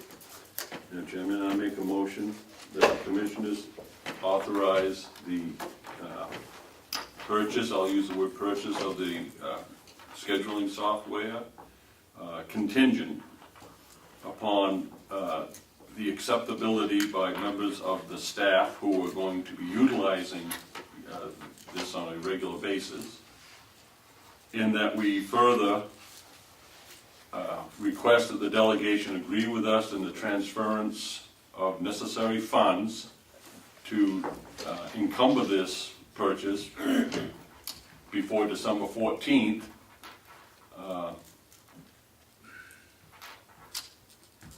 Period. You done? Yeah. I'll second it for discussion. Does any of the funds have to be encumbered? He's not talking encumbering the money, he's talking about encumbering the product, getting the product, right? Yeah, what you do, if you make a commitment to the product on the 14th, and for whatever reason, we're talking Christmas, they don't get around to it until January, your commitment has in fact encumbered the money. Am I correct? As long as we have an agreement with that company. As long as we have an agreement with that company, we then encumber the money. But the thing is the transference part requires the delegation. So Yes. the timeliness is actually fortuitous because they're meeting on December 10th. Yes, And that could be made part of the agenda, yes. and then we would have that. I can't imagine anyone not wanting to save 3,500. The other part is it's contingent upon whether your staff likes it. So and they can be candid, Candace can be candid. If you look at it and you don't like it, it isn't the one, then feel free to speak up. Because we don't want to invest in programs that aren't going to do the job. But based on what I'm hearing, it's going to improve efficiencies tremendously, and if we can save $3,500, all the better. And you'll get to work with it for however long and train somebody else and make sure someone else gets trained. In fact, we do that right at the beginning, so we'd want to have 2 or 3 people that would get the factory training, as it were. Now, it's not part of the motion, but I would encourage you to call on Commissioner Babson and/or Bob Murray and/or Ken Robichar to make sure that we're squeezing as much as we can out of this contractual commitment. There's something there, I'm certain. And that it's out as soon as it's approved by the ladies. Okay, is there any other discussion on the motion? Yeah. Approved by the ladies? Oh, them. Laurie and Candace. Okay, I thought we were Well, talking staff, Staff. yeah, okay. It'll actually involve other departments too, especially because this isn't just for nursing, Right, I understand that, but but it's primarily nursing. Laurie and Candace were the ones that were going to go and check it out first. Yes, David. That's a good question, Madam Chairman. Will this program, if we have it over there and we have it in our system, and Murray has maintenance people that work through the night over there, so he's got 2 or 3 people on his shift, dietary obviously. Is this thing gonna be stuck with just the nursing part of it, or are we gonna get another charge for $3,500 if we include maintenance, another $3,500 if we include dietary? No, quite frankly, our billing is based on number of beds, which doesn't change, it's 103, but it includes all departments. So that, whether it's, especially for managing things like vacation schedules, recreation would benefit by it. Chris and recreation would be the primary beneficiaries. Okay. Bob has no problem with the schedule, but he'd be welcome to be part of it. But then when you say departments, you're talking departments within Mountain View. You're not talking about campus departments. No, they base their pricing based on beds. Yeah. Okay. Well, just to hop on what Howard was saying about the other departments, I mean, if maintenance is short, one, they don't replace that person, they work short, because there's not a minimum for them. But whereas Candace has a minimum just to go by, that's where she's always trying to I find. think it sounds like. Speaking of that, would this also do the scheduling for travelers and all of that? It does. In fact, that's where it's critical for the PPJ, is the traveler that worked last night does not show up in our payroll, which means that they don't show up in our PPJ. There's a manual part. Once they're on the schedule, Candace's schedule, they also show up in PPJ. When the dietitian and other therapists are in, it'll show up. But that ends up being, and that's kind of a nightmare right now to keep track of, because it's betwixt and between. It isn't in payroll, and so Lori has to do it manually. I bet you- As long as we don't pay him twice. No, we can't pay them twice. I think you're gonna see this is gonna have a very positive impact on agencies, on our reliance on it. You're gonna be able to massage your schedule in such a way that that plus the raises that we're given, I feel that there might be an easing of the crisis that we're still in. Nursing shortage is still there, but I think this eases it a little bit for us. Okay, is there any more discussion? All those in favor of the motion as stated, say aye. Aye. Aye. Those opposed? Want to do these fund transfers while he's here? Madam Chairman, Yes, sir. Yeah, may I say something to Howie before Yeah, sure. he and Candace leave? Howie, I was very taken by the letter we got from the agency traveling nurse that just left here. Wasn't that And touching? yeah, it was terrific, and it's the type of thing we should make public somehow, rather than in our weekly, or monthly, whatever it is that SASH puts out. It ought to go somewhere so the public can see what we do here. I mean, it couldn't have been any nicer about our employees. It certainly It's a was. wonderful letter. You know, if I might, Yes. that's a good thing to take excerpts of that, not the whole letter, but the important parts, and perhaps put it in your residents' newsletter that's coming up. That's a great way of communicating, but also to, as Commissioner says, get that out there a little bit, because, you know, everyone's quick to point something that isn't right, but when we get a good accolade like that, I think it's important. Maybe not the whole letter, but the pertinent excerpts.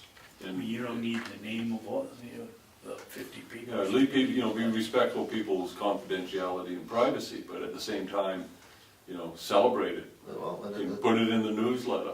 And it counts differently. Somebody from the outside who has experience in multiple different places, you know, unlike, and not to take anything away from a family member who's judging it based on a singular experience, these gals, our agency, because there really were a pair of them that left, they work in and out of all kinds of places, so they have a critical eye, and they couldn't have been more congratulatory. Boy, it was a terrific letter. Is this letter something that you could share with the delegation, Sure. Representative Damaris? She might be interested Sure. in this positive letter. Is that because something that should be read I wouldn't read for the it. people to hear? No, I think Very you long. take the It's a long excerpt. letter. It's a long letter, It's but pretty it's, I wouldn't, You got it? you read No, the I whole, haven't seen it. you read No, the whole letter. Just came in yesterday, you and Ken were so far have been the only ones to see it, because we. There's privacy parts in that, so I would hesitate to print the whole letter. Just because there's some, you know, when you start naming names, it becomes difficult. But at the same time, the letter, I think the representative would find it enlightening, because it is an outsider who came and had a positive experience. How long was she here? She was 12 weeks, was she here? In 12 weeks as a traveler. They actually came in last night, because I worked the floor till 7 o'clock last night, and they came in and were saying goodbye to all the residents and stuff, because they were leaving today. I thought that was really nice of them. Yeah. And then, you know, their last night, you know, before leaving. And I forget, you've got nursing experience in your Yeah, background, yeah. so you know when you see it, you Yeah. know. No, I saw them, I was running around, I actually didn't get to say goodbye, but I saw them walking in and out of the residence room saying goodbye. Isn't that nice? Yeah, that was I didn't really know nice. that. That is nice, on a snowy day at that. Yeah, exactly. They're not used to And snow they're where not they're used to from. snow, which is why they didn't continue their contract here. Oh, really? Yeah, they're from down south, they wanted to get out. Oh, wow. You know, Howie, in the future, when we have these, well, I guess you can't say ladies anymore because some nurses are men. When they come in here and they're working out, is there a possibility that the commissioners could know who these people are when we go over to breakfast? You know, there's 10 people walking around and here's a person you don't know who it is, and it'd be nice if we knew who they were. I'll be glad to. Now, of course, it's always catch as catch can, because the 11 to 7, these two gals, you would never have seen, because they work nights. Right. So by the time you get there for breakfast, they're already heading back to their hotel room, as it were. But you know, anytime there is anybody, we'd be You might run glad into to. them in town or somewhere and say, thank you for doing a good job, or thank you for helping us out, but if you have no idea who they are. No, Okay, is there anything else for Candace? Thank you, and I hope your schedule didn't get all messed up when you were over here. Me too, but no, It's still, Come on. the back roads No, are it's still not snowing, trickling. so. Is it really? No. Well, thank you, it was great meeting you all. Thank you very Thank much. Candace. All right, Next is the Conway pilot payment. well, I was gonna ask if we could do the transfers while Howie's right here. Aren't they all Mountain View? No, yeah, they all are. I mean, if you want to, this Conway shouldn't take too long. Okay. We can do Conway. So last week, Howie, you can just sit there.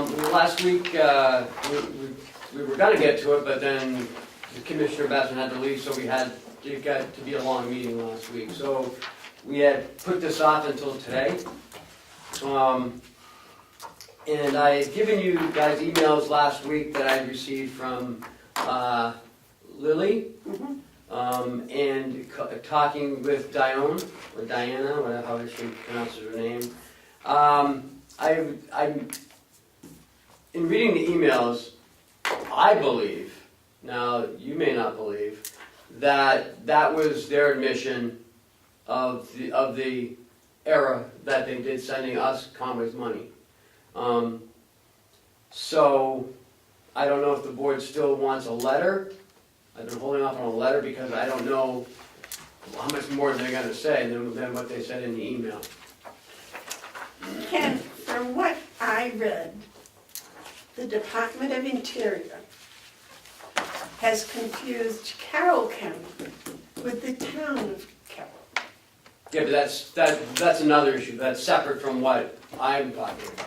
So I'm thinking we need the Department of Interior to straighten us out. David? Well, Madam Chairman, I respectfully disagree with you. It's reading the material, obviously the money was intended for Conway and Hale's location. It didn't get there. I see it as we're partly responsible. The check comes in here, we don't see what gets deposited, as past commissioners haven't seen what gets deposited. I didn't even know what was going on. I think we got one paper, and then we get 2 or 3 of them between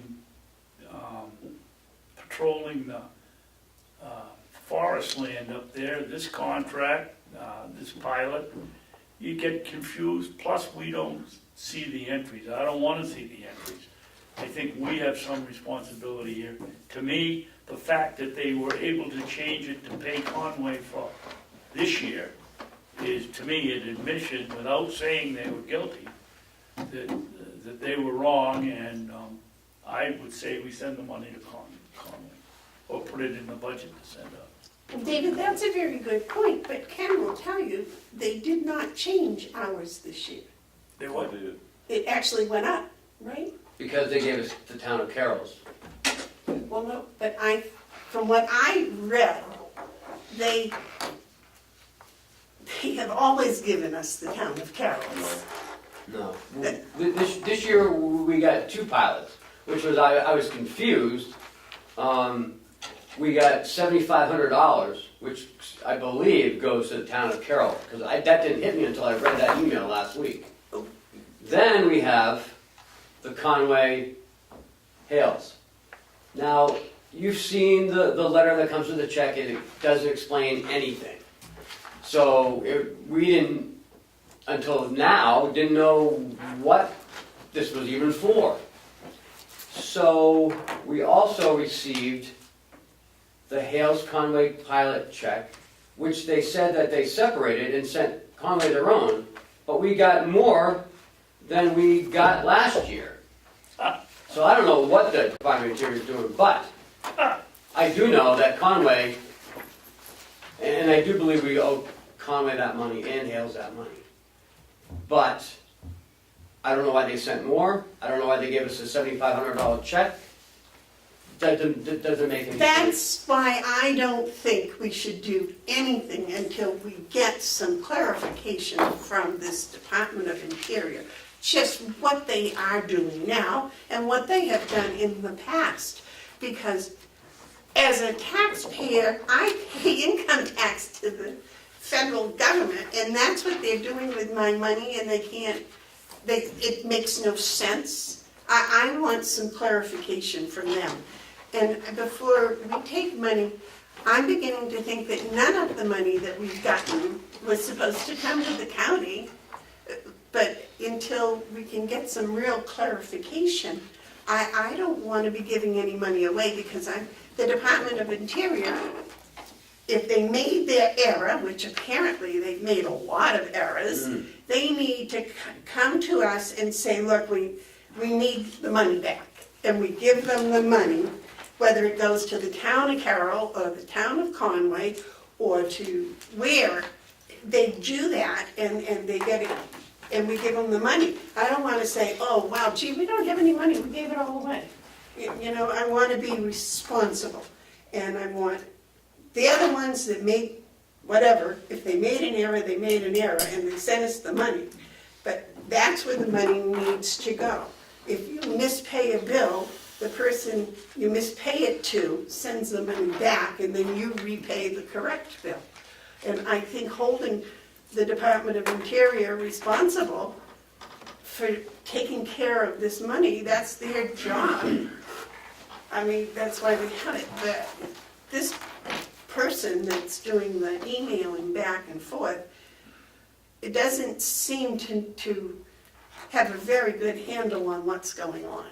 I'm really I don't think I'm wondering if she doesn't have a superior someplace that can talk, because if this is going on with little towns like Carroll and Conway, what's happening in the other bigger states? That's my concern. Yes, Mark? Well, a couple of things. First of all, it's almost comical to think that we're going to influence the Department of Interior and tell them what to do. I mean, President Trump can't even tell them what to do. You know, they're not going to pay any more attention to us than we would that mouse until we break something. Here's the thing. We have done something. It is in the budget. We have a line item for this, for the delegation to consider. And I think when it gets to the delegation, they get all the information. They will know and they'll see the moral right of it, that this money belongs to Conway. And they'll also see that there's an additional $40,000 that they'll want to increase, because $40,000 belongs to the people of Hales location. And that's going to be part of that discussion. So I would say the right thing to do is have the delegation take this from here. We put it in the budget, and they can have a discussion about the right and the wrong of giving people their legal property, which is what we're talking about. That property, that $12,000, is legally belongs to the people of Conway. $40,000 legally belongs to the people of Hales.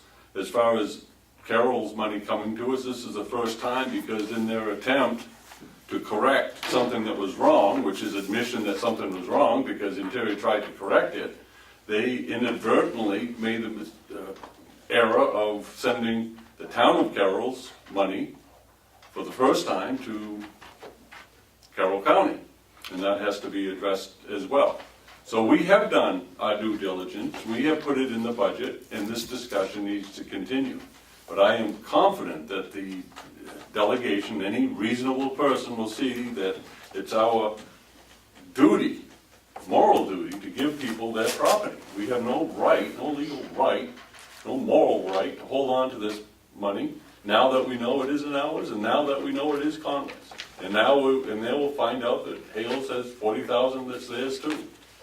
And this issue is not going away until it's remedied, and we have done something. And I thank the commissioners for doing it.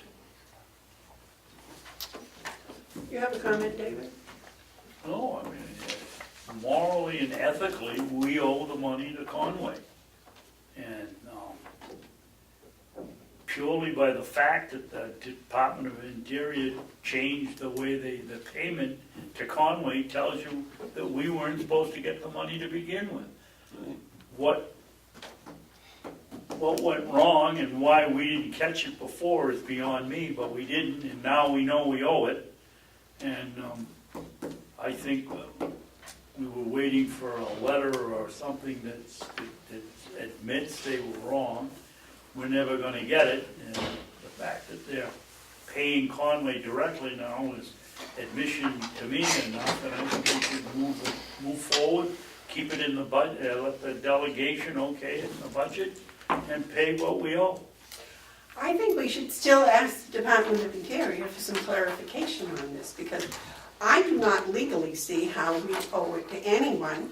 I can see that if the Department of Interior says, yep, give us back the money, then we'll give them back the money. But, you know, you can't say, well, it's the moral right thing to do, so that's what we're gonna do. And then say, because it's morally right, it's legal. You know, that's like saying, oh no, this is legal, but we don't have to do the next right thing. So I want to see the letter written to the Department of Interior in trying to get this a statement from them. David? I can't keep interpreting what they do. You know, Madam Chairman, the bill came to us, it says X amount of acreage in Conway, that's not Ossipee, that's not Effingham, that's not Madison, in Conway, times the amount we owe, should go to Conway. What else do you need for evidence that the money was supposed to go to Conway, not us? That didn't come from the Department of Interior though. Yeah, yes it did. This year, not in the past. Oh, boy. Until I see something, I cannot in any kind of good faith give away Carroll County taxpayers' money if I don't have something from the Department of Interior, and then I'll give the money back to the Department of Interior. That's where we got it from, that's where it goes back to. Excuse me for doubting that you would give it to them even if you had that letter. You keep saying that this is legally ours, and it's not legally ours. Our legal responsibility as a pass-through agency is to make sure that we pass it through. Now, if we didn't know that money belonged to Conway, that's one thing, but now we know it belongs. So you can write all your letters, and you can attempt to strong-arm the Department of Interior. Good luck with that. But I'll assure you, I most certainly assure you, that if this money doesn't come forthcoming to the town of Conway, that you will be having to look at your attorney fee budget, because this is not going to just go away, because you're not going to agree to it unless it's your way, and then I don't think you're going to agree to it anyway. But that's for you and the next commission to deal with. Right now, this goes in front of the delegation, and I am counting on them to be able to see the right of this and to remedy a injustice.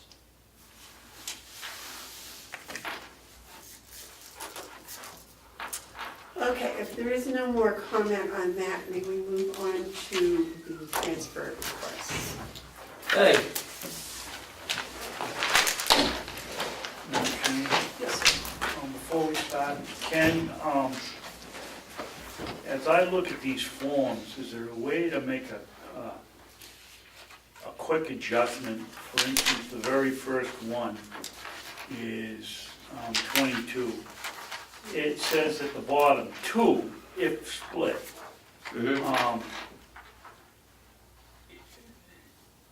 I would assume the split is, it comes out of 2, we're taking the money from 2 line items. right. Why do we need if split down? It should be just 2, shouldn't it, where it's going? Okay, we've had this for 3 years, so you want me to change Well, I it? just noticed it now. Okay. I can take it out, doesn't matter to me. Well, I think it makes it clearer. It was the person who made the form, had it on there, so I just left it and no one said Okay, anything, so. we're not scolding you. So basically what you're doing is you're taking 800 from education. 880, yep. 880 And then from 6. education conferences, and 6 from audit and legal, and you're taking that 14,880 and you're sending it to advertising. Right. Huh? What are we advertising? For Nurses. nursing position. Help wanted. That's right. Oh, it's right here. Oh, okay, I didn't see that, Cindy, I'm sorry. Okay, so you We're need to, supporting your other employee, Commissioner. yeah. Signing your ads. motion. Yep. Motion for the commissioners and then Took me sign. a minute to catch that one. I make the motion that we approve transfer request number 22. Second? Is there any, motions are made and seconded to approve transfer request number 22. Is there any discussion? Yes. Yes, David.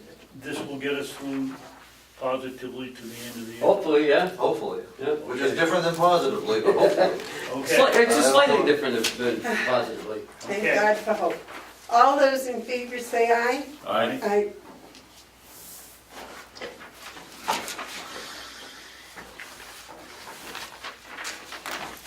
Now, Ken, I don't know what's going on here.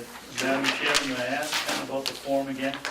You go to the next page and you get from and to if split rather than from or to if split. They're different. No. Yes, they are. Look at them. If you let me explain, Commissioner. Okay, They won't go be ahead. different. Easy, easy. Go ahead. Gentlemen, easy, be nice, be nice. So, what we have here is a from and a to, okay? And a from, a to. But if this would be, I can change this to or from at any time. So this is a fine form. No, you're just being cratchy. Well, yeah, but no. Easy, easy with the name, So Holly. it's from and to. Sign that, would you please? Sure. It's fine. I make a motion we approve transfer request number 23. I'll second it. Okay. Motion's been made and seconded to approve transfer request number 23. Is there any discussion? Yes. Yes. Going to the first of two. Ken, where are we running our expenses up on the copiers? Is this because we're using them more or I'll direct color you- or more? I'll direct your question to Howie. Actually, our cost per copy have gone down, but our use has gone up. Why? Well, it comes under the category of communication and compliance. When I look at just what we've had to do to comply with survey regulations, you would think that having computers would save paper. It does anything but that. We have to document and document. And for the state, when it comes to nursing homes, you have to document twice. You have to keep hard copies, right? You have to, that's our backup. Someday it probably won't be that way, but we do not have electronic medical records presently. We will improve, we're moving in that direction, but we don't at present. Howie, do we have an increase built into the 2019 budget? We did it based on the projections of how we're running. Okay, thank you. Any other discussion? Yes. Yes. For Commissioner Babson to satisfy Commissioner Babson, I will remove the bottom two if split when there's only one item there. That way he won't get so confused. Would that be okay, sir? Oh, sure, Okay. that makes it. All right, clear right up as for clear you. as looking There you for go. Jesus. Brand it's up. spanking new window. Okay, then we keep the discussion to transfer request number 23, please. Is there any other discussion on that? All those in favor of the motion as stated, say aye. Aye. Those opposed, none. Okay. All right, I got a question.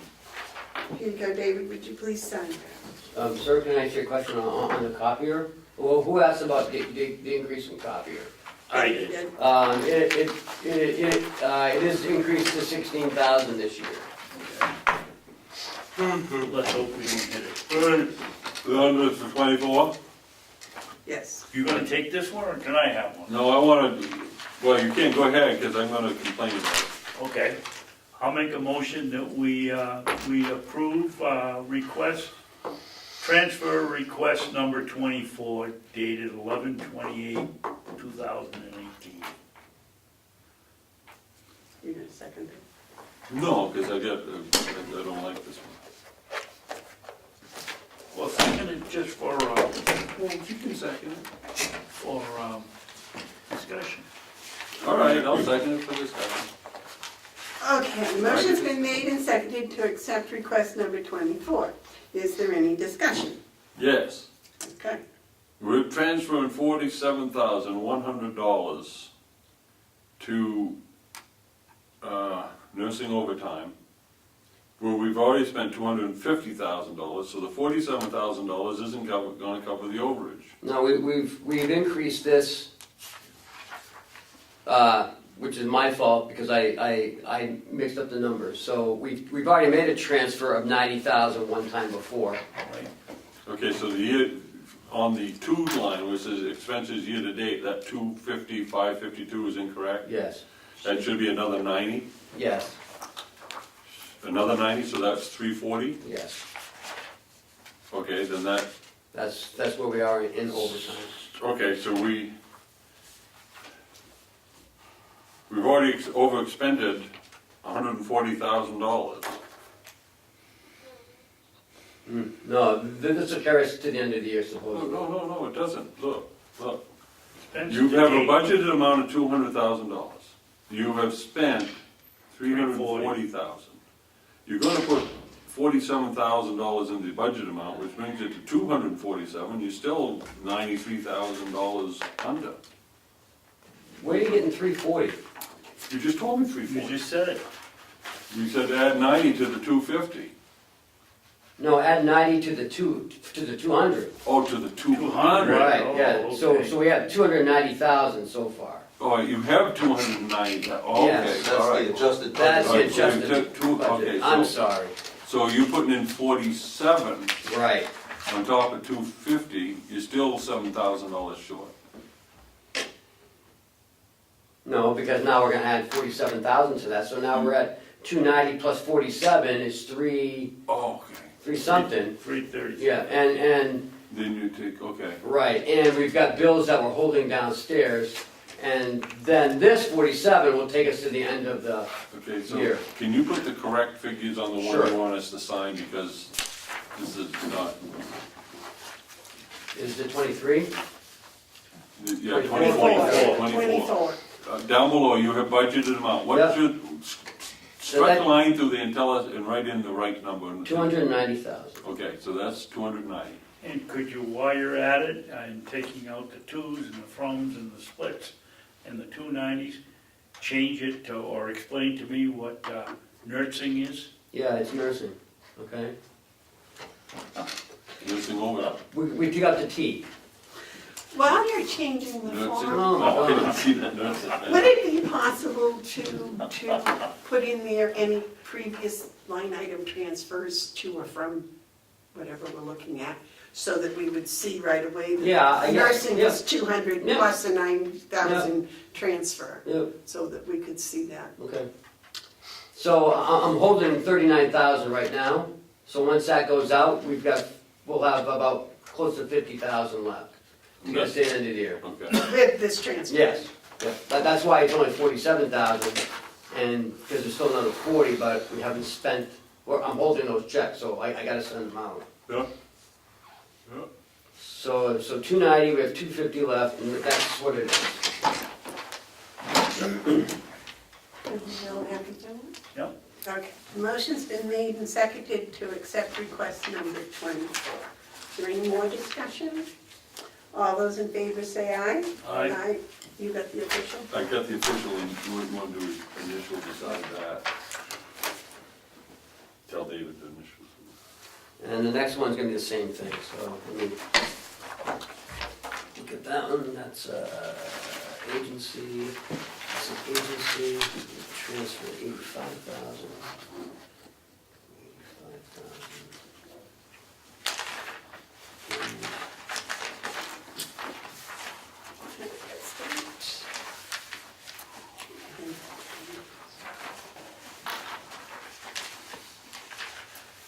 Yeah, you could add another column in and show Yeah. original budget amount, and then accumulated transfers, previous transfers, and then this one.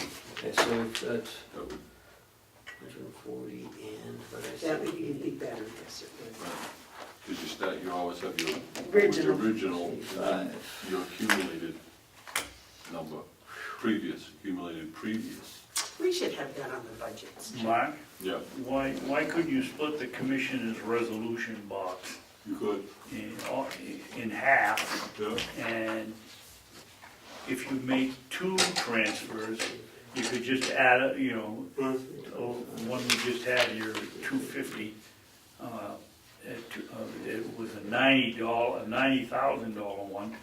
Put that in, and then if there's 2 and the 2 comes to 100,000, you don't have to break out the fact that you made 2, but you want to know the total. Right, accumulated, previous Yes. accumulated transfers. Did you get that, Ken? Yes, yeah, I'll do it my way, but I'll put those things on there, definitely. So you just- Okay, but they suggested adding a second column Yep. just for that. yeah. And leave the original amount that Yep. was budgeted, Yep. so we can see the change. So, this next one is agency.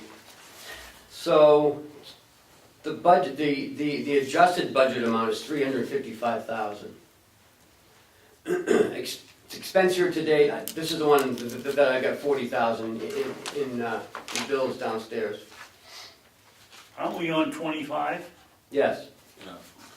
But he just, Where does it say agent, agency, okay. So, So- That 130 wants to be 355. 355. So put a line through, put that, Yep, we'll I did, initial yep. it for this one.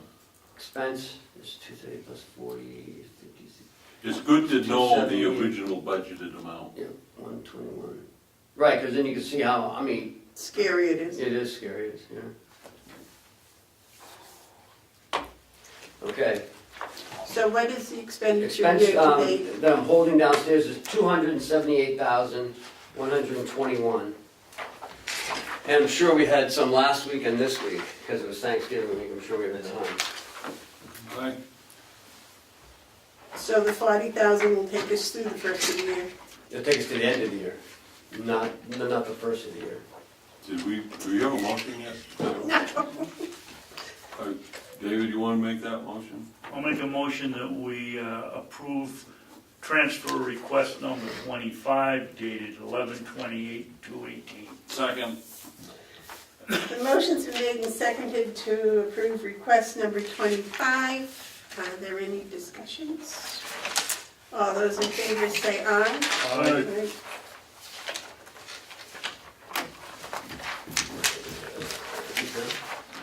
No. You need to initial that one too, David.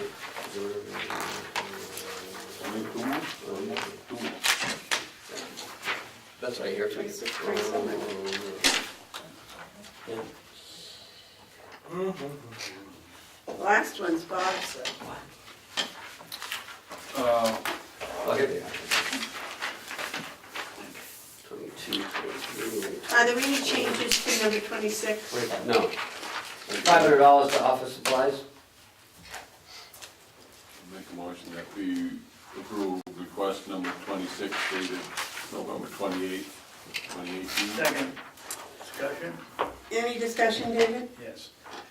Howie, what do you do over there to control office supplies? Do you have them in a closet and somebody requisitions a ream of paper or 2 more pencils or whatever? You know, it seems, it's staggering to me that you spend $5,000 for pencils and paper at the nursing home.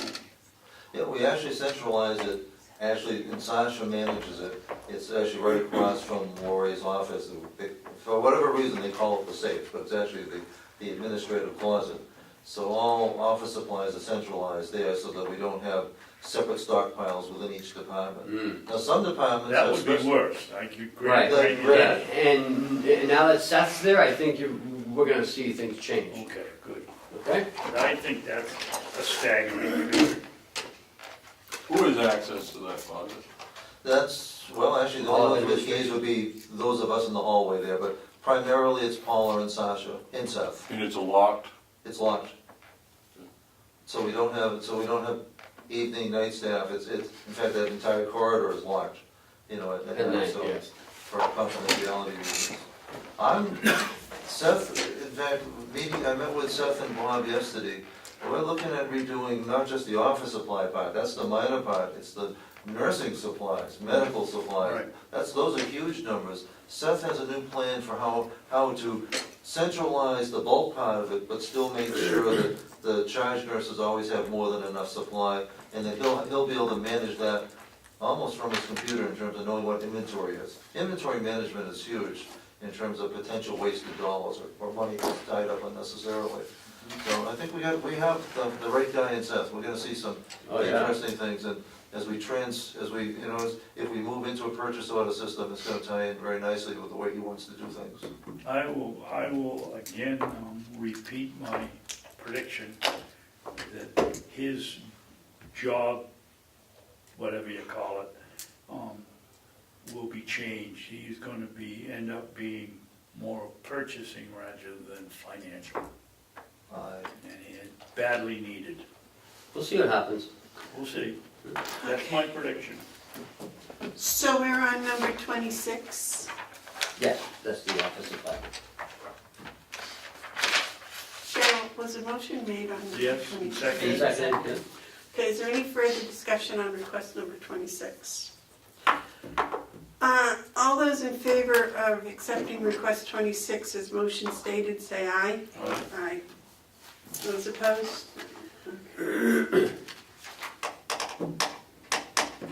Whoa. This is the one, I think, yeah. This is, And the last one I just gave to Commissioner Hounsell is 27. We're transferring 20,000 from electric into propane. We all know about the propane. We all know about the price went up. We all know that it's been very cold. 20,000 should get us to the end. It's approximately $9,000, $10,000. It's about 13,000 now. 13,000. Okay. So is this the original budgeted amount, yes, the 130 yes, we haven't or 113? we haven't transferred any money to that account yet this year. The price of gasoline is going down. Yes. Price of propane's going down. Yeah, well, yeah. Yes, we locked into it at a good time. I mean, you never know. With those It's a commodities, crapshoot. It's a crapshoot. yep, you never know. Never know. I'll make a motion that we approve transfer request number 27 dated 11/28/2018. Second.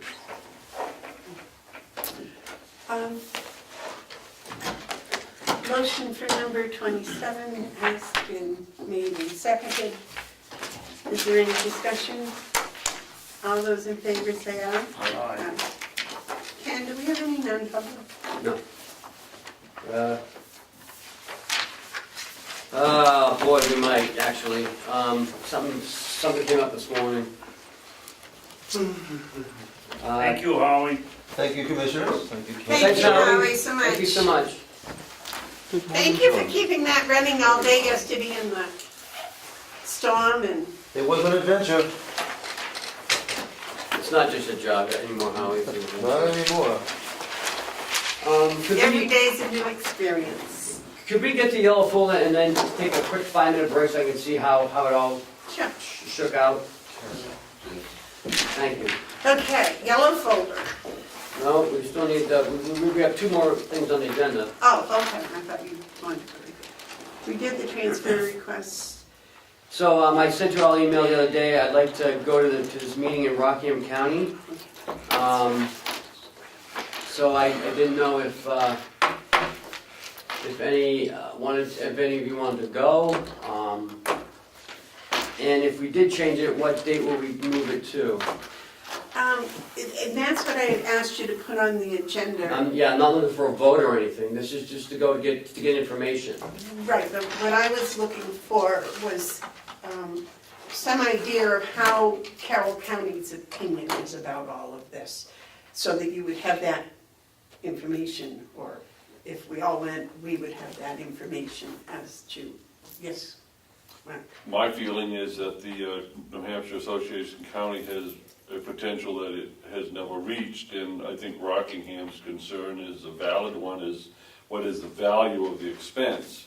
But I'm not willing to say that there's no value to it or that we should separate, but I do think it's important to listen to what one of the bigger counties has to say as they address what is the value of it. And maybe at that point, the commissioners can form an opinion. I've always thought, since I've been here, that it's just not they never reach its potential. It's kind of like stuck. I got stuff from yesterday about, a telephone call-in conference to the White House, and, that's bull. Are we paying to have those type of things be our expression? Is it a New Hampshire Association of Counties? Counties in New Hampshire are quite different than counties in the south or counties in big cities or the west. Everything is counties out there. So it's, I would like to see the Association of Counties get focused, because they're not focused.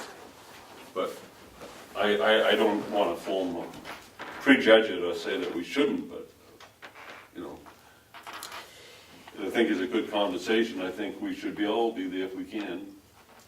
Do you have a dollar figure as to what Carroll County pays into the association? Nursing home pays in $5,000. The jail pays in $3,000. We pay in almost probably $8,000. So 8 and 5 is 11, 12, 13, 14. It's like 16,000, roughly. Does the sheriff? No. Does the registry of deeds? No. Does the county No. attorney? Why doesn't the registry of deeds pay? She's always talking about getting together with the other. She gets together with the registers in a different form. Okay. There's no So it registry of doesn't deeds come under affiliate. the Well, there is, but counties. no one's in it. There's a sheriff's affiliate, but no sheriffs are involved in it.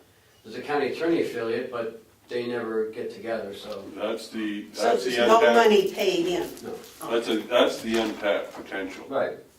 The Association of Counties, if it had the right person driving the train, could be so much more. Could be so much more. The uniqueness of 30 commissioners Yes. and the impact that they have when they get together. Remember how Neil Kirk had that bill that he changed that would have, if it hadn't, it would have cost the implementation of phase 2? Yep. Would have hit us for $2 million. But when the commissioners got together that one day and spoke in a single voice, Yeah. that changed the law. It did. And that's also part of the untapped potential. The 30 elected commissioners represent a strong voice that has been kept quiet and actually could be called a silent majority. So I think that this meeting is very important for all of us to attend. And I think Howie and Jason should go as well, because their affiliates they play a big role in this association. I was going to say, Jason is quite Yeah. involved in it, and I thought Howie was Yep. too. David, do you have a comment? Oh, I agree. Everybody forgets, and Mark has been there as a senator. He knows, well, how it works on their side and legislative side. People don't realize they get this image of a lobbyist being an outlaw and trying to do all these nefarious things. One of the most important things this organization could do would be continue its lobbying so that we speak, as Mark said, as a group, or, don't want to say split up, but the fact that they're lobbying and our message gets to the legislators, who, I don't know what they're like in other counties, but this county here, in the past delegations we had, really, I don't think understood the problems of the county, and we need the lobbyist, and we need to have someone push our agenda and come back with the information that they've gotten that knows everybody around. Well, I want to go to it, and that means I we're do going to too. change our date. Well, that was one of the reasons I wanted to have some input as to how we were feeling, because whether it's something that you can go and represent us, or whether this is something we should all go. Yeah, And you for all what should go. David was saying, I think that we should go as a block. Yeah. And, I think we should tell them we're coming, Okay, so that they know we're coming, and that's our way of saying, we're serious, you've got concerns, we wanna hear them. yeah, this is not part of their regular meeting, is it? I don't know. They do meet on Wednesdays, not sure if this is part of their commission, I don't You can find know. that out. I'll find out though. You know, maybe we could do something like Ken send an email back to whomever sent us the invitation and saying that the Carroll County Board of Commissioners feel this is such an important meeting that you, writing a letter, will be there, and so will the three of them. I ask a question of the chair. Yeah. Since we're doing this, and we're doing it on TV and on government oversight, should we post that we're going to be at the commissioners' meeting? They do it for us. Yeah, but don't we have to post? I mean, a question that I don't know the answer. I don't mind. I don't think that if they post it, it's gonna be a meeting for the commissioners. I mean, That would cover us. Well, that was part of my question was, if this isn't an outside meeting, then that's one thing. But if it's part of their commissioners' meeting, then do we also have to have a commissioners' meeting? Like we had the commissioners' meeting Right. when we went down and we spoke at the subcommittee in Concord. We just never adjourned. Right, This but meeting. that's what I'm asking, if that's what we would need to do. Sure. Cheryl? I'm gonna have to post that you're changing your meeting, and what I will do is post that you're gonna be attending a meeting at I think that's county. Good That'll take idea, care of good everything. idea. That works. Yeah.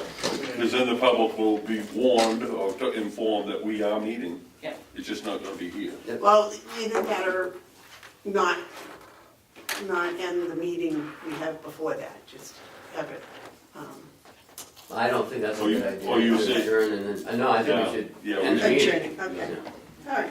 We're really attending their meeting. You're right. Well, that's what I was asking, if it's their meeting or if it's like an association of counties meeting where there are. It's their meeting. I think Cheryl's recommendation covers it.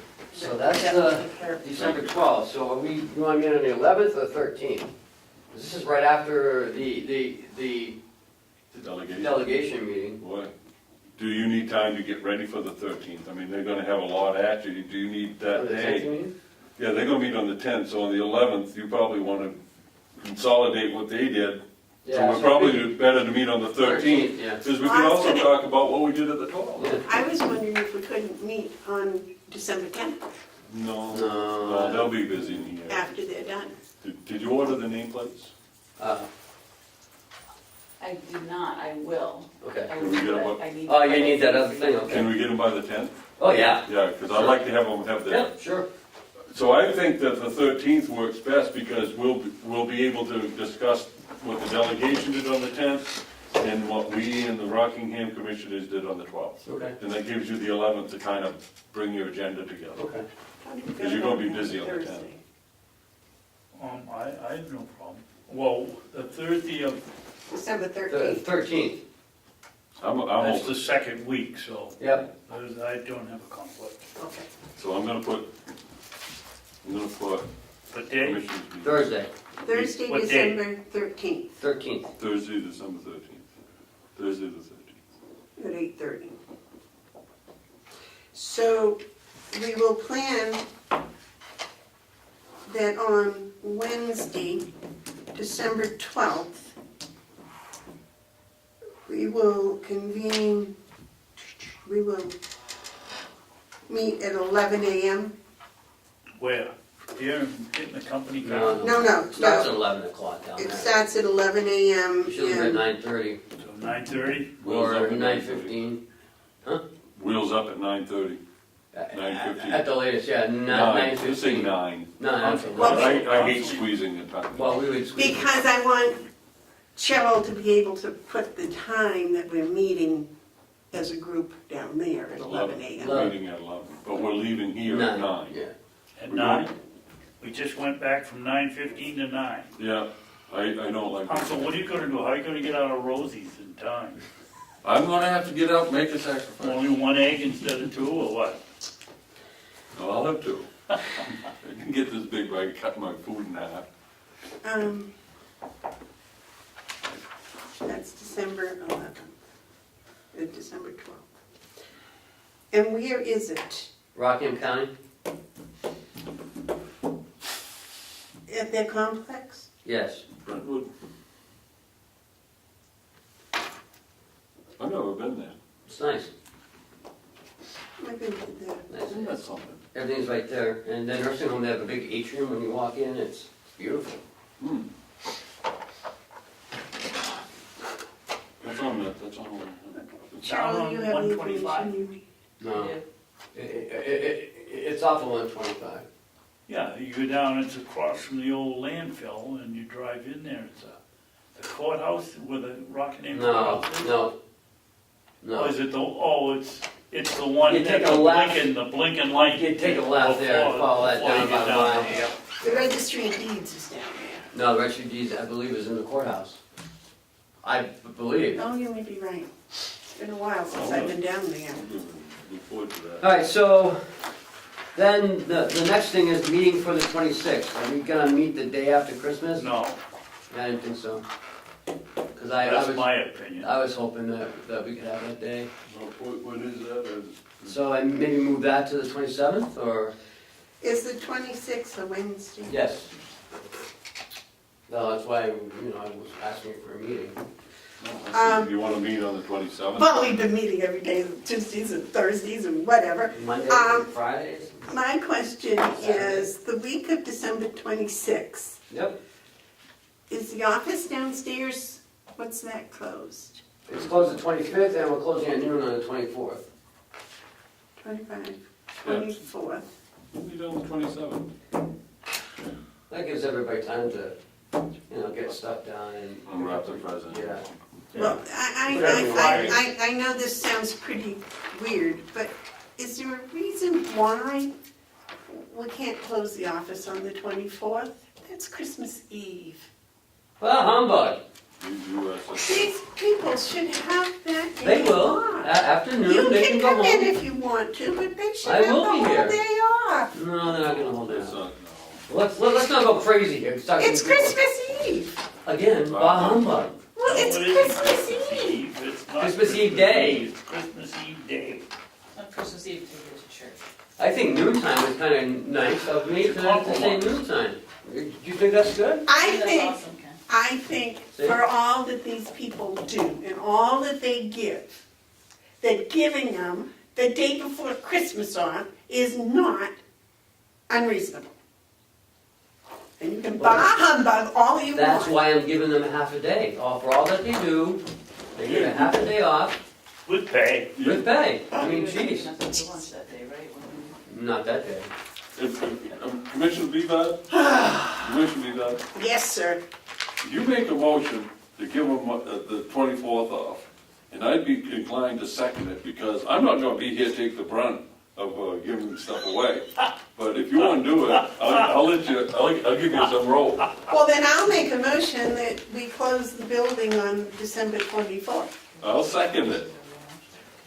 The motion's Yes, made a and seconded motion. to close the building on the December 24th. For the administration office. Is there, We're not closing the office.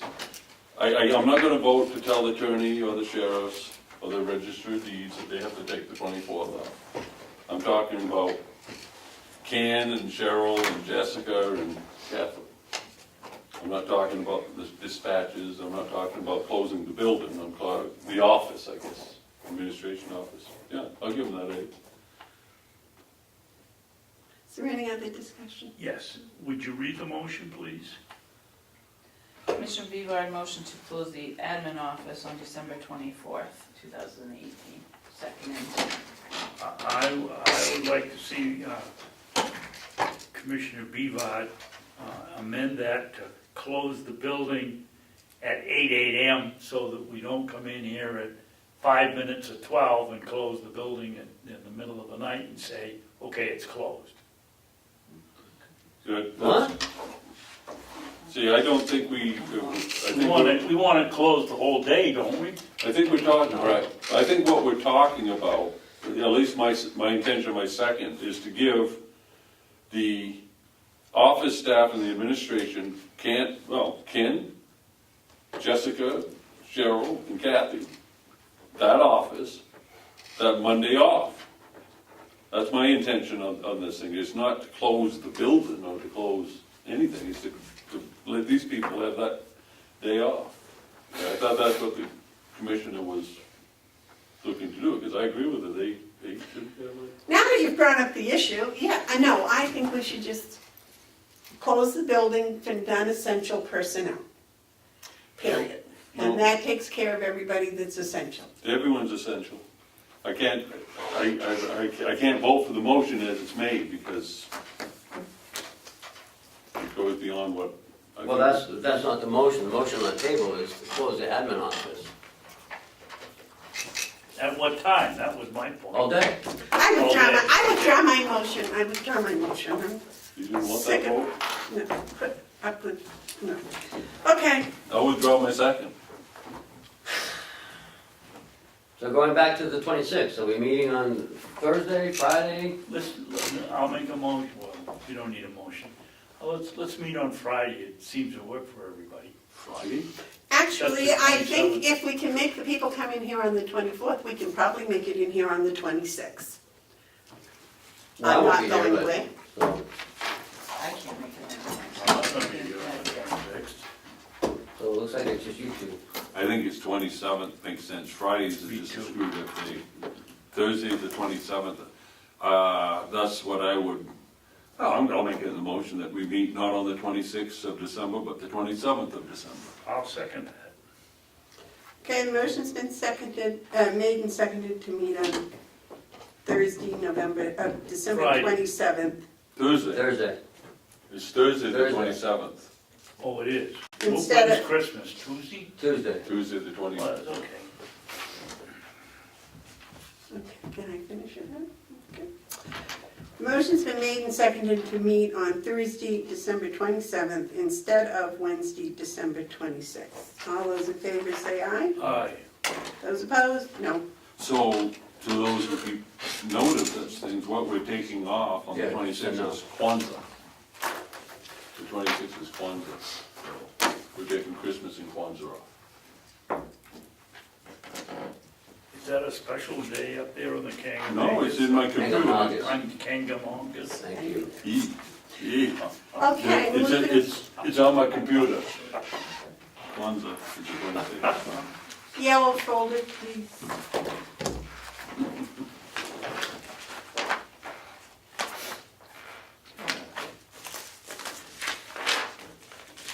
We have a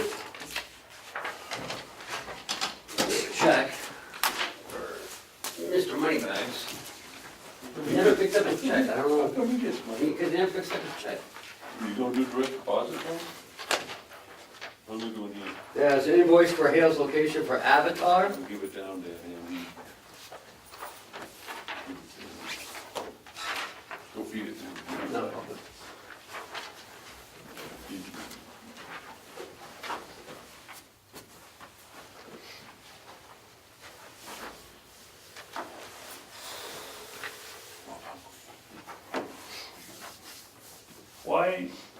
Why is there a surcharge added? It says, maybe is it on page 2? No, that's just a duplicate bill, isn't it? Oh, no, it's two different invoices. One's a software invoice, Yeah. You know, Jason, and that's another software invoice, right? And why is a surcharge has been added? A surcharge for what? Please provide a backup after second tax bills to the software department before 1/31/19, and this surcharge will be credited.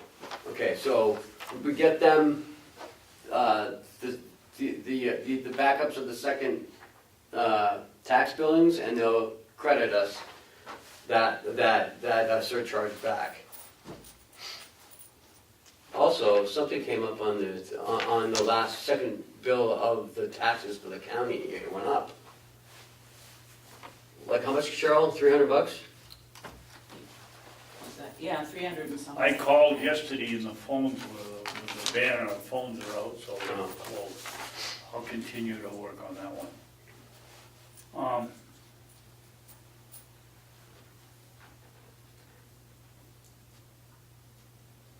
this is something Hales needs, you know, for the assessor's office. So, software support billing, 2019. Software support billing, 2019. I think one is without the surcharge. So it goes Well, 730 and then 805. Why are we paying for software support for the same thing twice? I think we ought to Are have they dated the advertising. No, same? we'll look Are at- they dated the same? One is tax collector software, the other is appraisal software. So there's Okay. two softwares. I mean, if you want more information, we can postpone it until next week. You know, and I'll call Avatar this week and find out what they're going Okay. for. Next is some non-public minutes from last week. Do you need to make any motion on Just either keep sealed or to open. This one is, we can approve and keep. Can I add that? No, November 15th, session 3. Session, November 15th, session 3, approve and keep. No checks, Joe. We had enough power yesterday and no computer access. Do we have a second? that? Second. Okay, the motion's been made and seconded to take the November 15th, session 3, non-county. David, the motion was to accept and seal, Pardon me? accept and keep sealed. No, oh, well, no, that, all we're approving is those minutes there, right? Yes. We have duplicates. We're approving that we did that, so. we can- So what is The button today's? says delete, not duplicate, Charles. Oh. Sorry. Oh, God.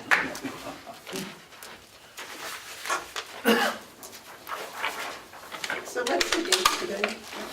Today's the 28th.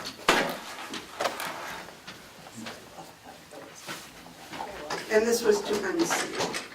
All those in favor say aye. Aye. Sign that, please.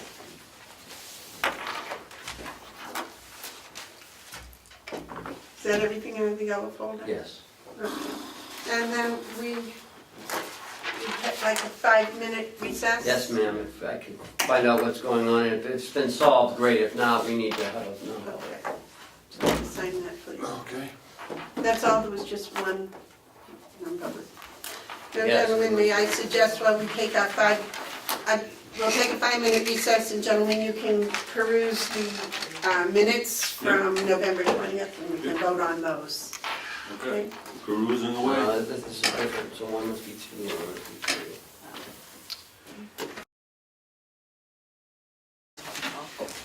Okay. I make a motion, we. Wait, whoa. Recess is over. Now, what I'd like to do is take a motion on the minutes from November 20th. So moved. Second. All those in favor of accepting the minutes as written for November 20th, say aye. Aye. Aye. Aye. Sign that.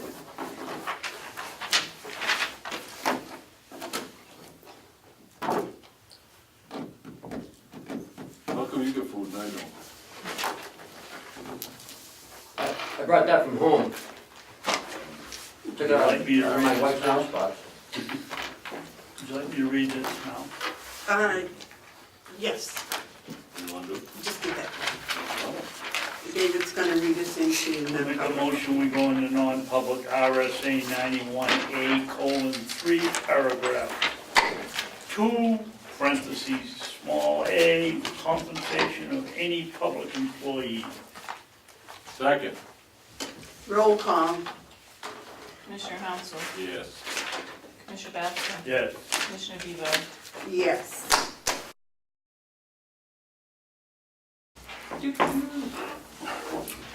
Okay, we're out of non-public, and the minutes from non-public have been sealed. What did you wanted, We Joe? got administrators' updates first. Oh, I'm sorry. Administrative updates. Actually, don't we have it? Yes, administrative updates. Ken? The incident yesterday, that was it. Now, is that called the snow incident or the mouse incident? The emergency incident. And anything? Commissioner updates. Yes, David. You're gonna find today that we have an invoice for a ladder and a drill, and a flexible screwdriver from the Registrar of Deeds.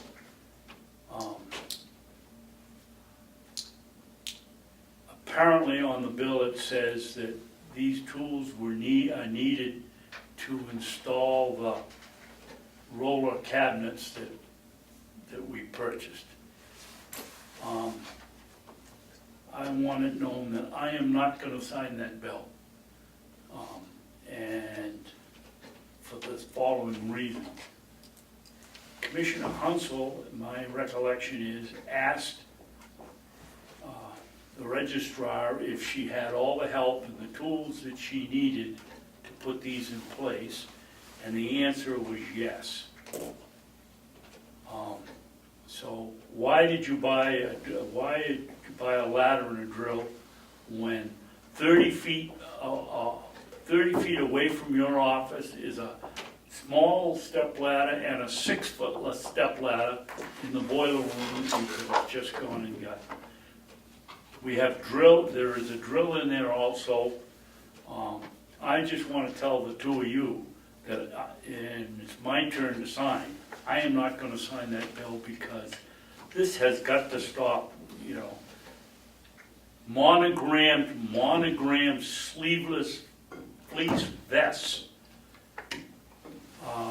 This is the taxpayers' money, and we've got to stop wasting it and get through to the people that are frivolously spending the money thinking it's theirs.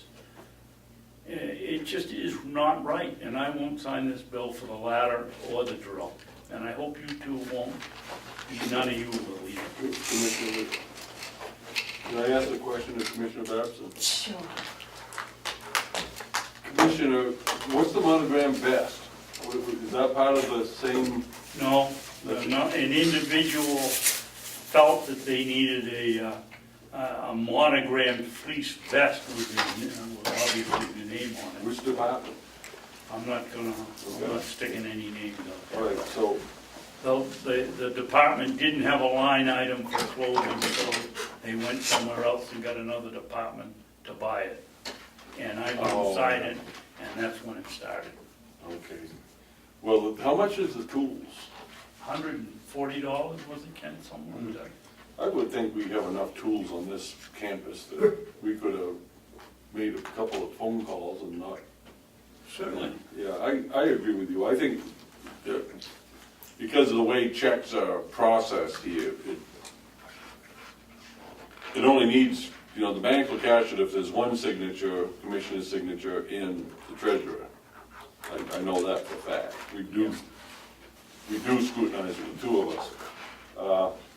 I have a problem with that as well, Commissioner Babson, that going out and buying step ladders when just 10 feet down the hall there's step ladders. Yeah, I agree with you. I won't sign it, but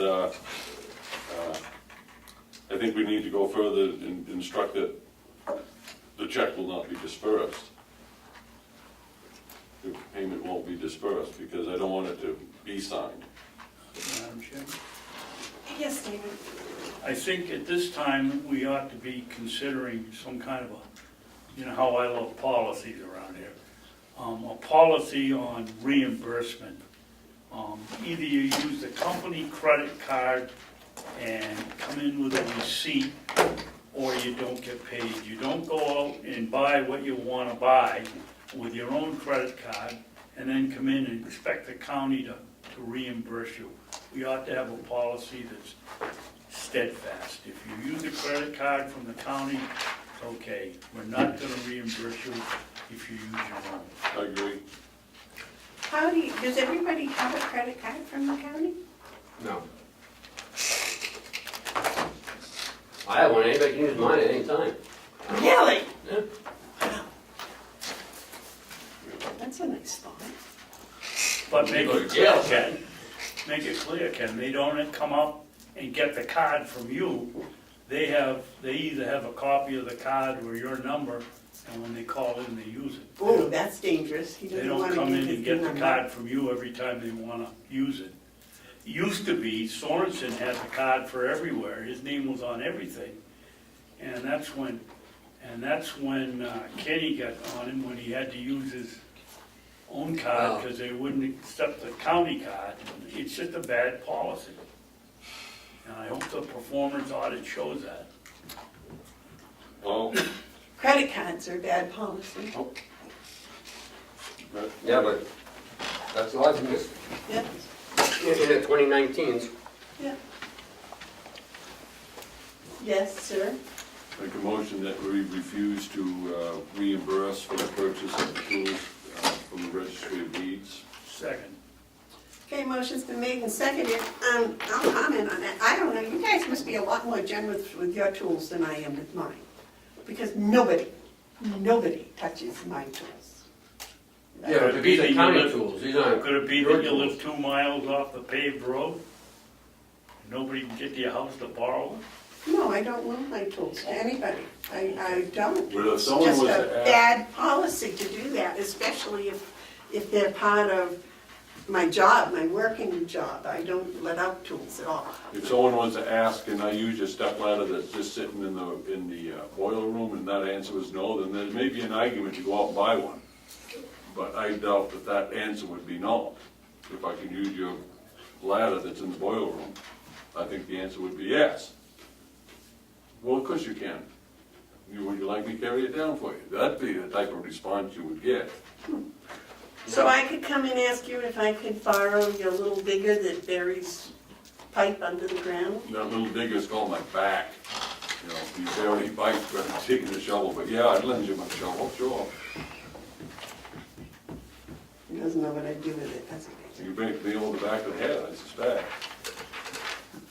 You have all kinds of suspicions. I don't know where they come from. Oh, the dark side. I guess. There's gonna be a thing, there was a thing in the paper about the dark side. Oh, the dark web, sorry about that. Dark web. All right, if you guys think that you should, does, whoever this is, do they have a line in their budget for tools? No. Here's the thing, there's a way to do things, and this is not the way they do things. You know, we have people come in and lecture us on process, and I find that really kind of comical, Okay, that well, we get lectured I on don't think this process, has and then the process is. anything to do with Then you that go lecture. interrupting me You and haven't got we have the to floor, discuss you it. haven't got the floor. No, I had I the won't get floor the when I was floor. trying to bring this to a vote, so. And then we were still in the discussion mode, but I guess, once again, you don't want me to say anything. You can't wait for me to not be saying anything, but we're in a discussion mode, and I always trying to say something about process and how important it is for us all to follow the process, which I believe this Board of Commissioners do an exemplary job. But there are some within this county who just don't understand the importance of doing it right. Thank you for the courtesy of letting me finish my sentence. So, is there any further discussion on the motion? Cheryl, would you read the motion, please? Commissioner Hounsell motions to refuse to reimburse, the reimbursement of, I don't know if I'm supposed to put the name in here, or just Tools. the department. No, he just said Just the tools. tools, okay. Ladder, drill, and flexible Flexible screwdriver. It'd be the same with any tools. We're not reimbursing tools. David? Yeah, I don't know how I object to the motion, but the motion should say that we don't want to reimburse, you don't have to use the name, but the Registry of Deeds for the ladder and drill purchase. The place is 30 feet away. You can't walk down there and it's open all day long. Yeah, I just soon modify that motion to say it, be more clear. Well, at least they know who's doing it. At least they know that we know who's doing it. Right. All right, Cheryl, would you please read the motion as Mr. Babson has stated it? So Commissioner Hounsell motioned to refuse to reimburse for tools, ladder drill and screwdriver, to the Registry of Deeds Department. I thought Mr. Babson made the motion. No, No, he did, and he suggested. All right. Is there any more discussion? All those in favor say aye. I, Those opposed? No. All right. Any more commissioner updates? I have nothing.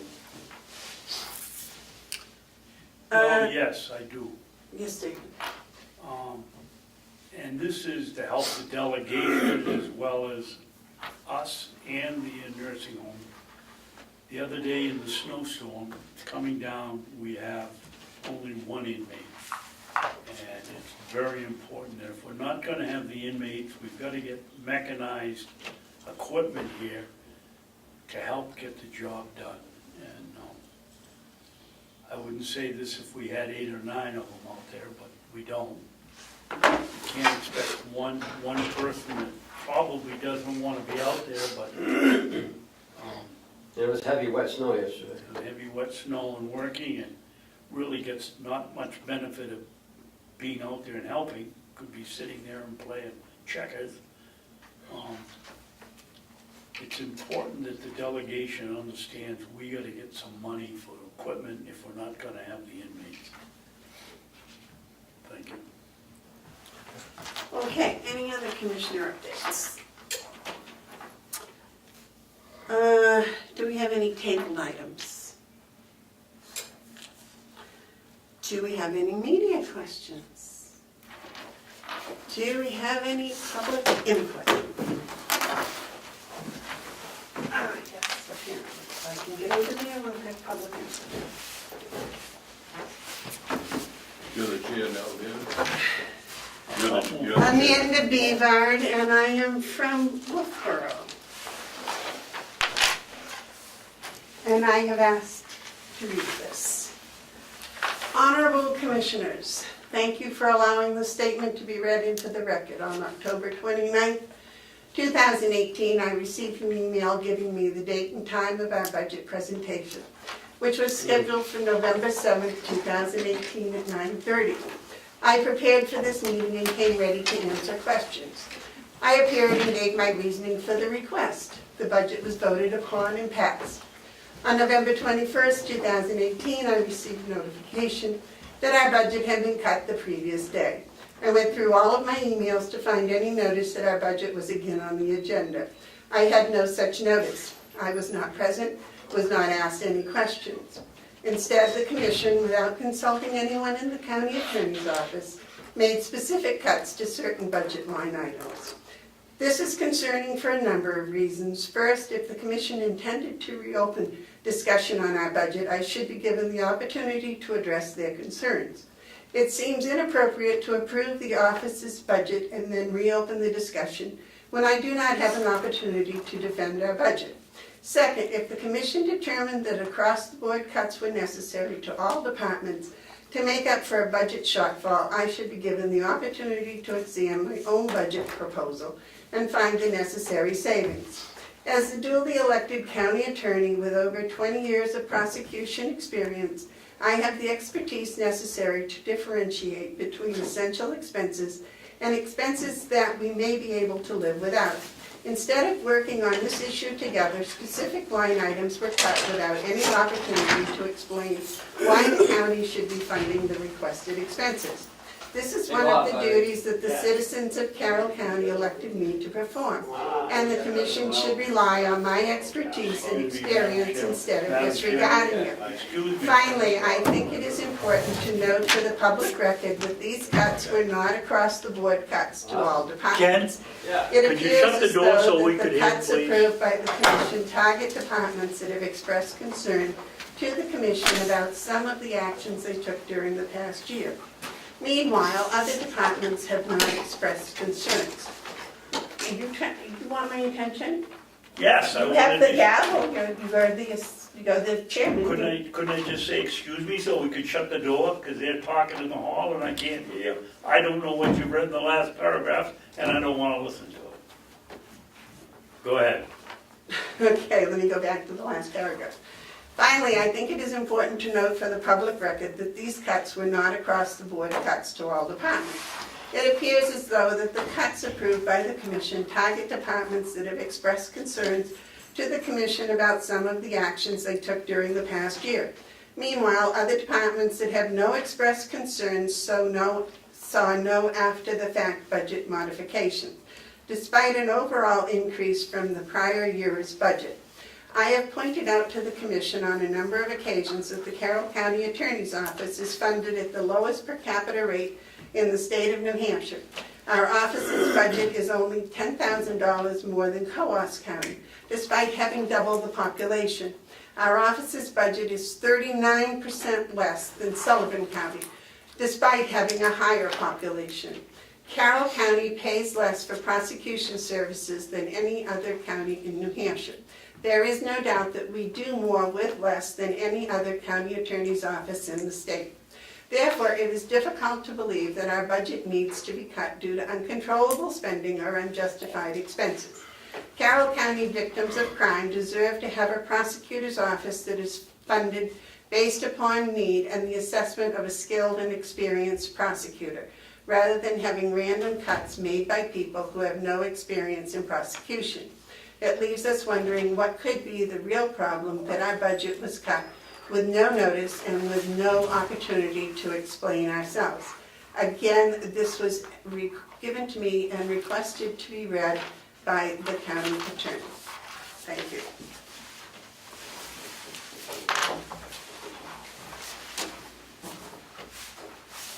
Hmm? Whatever.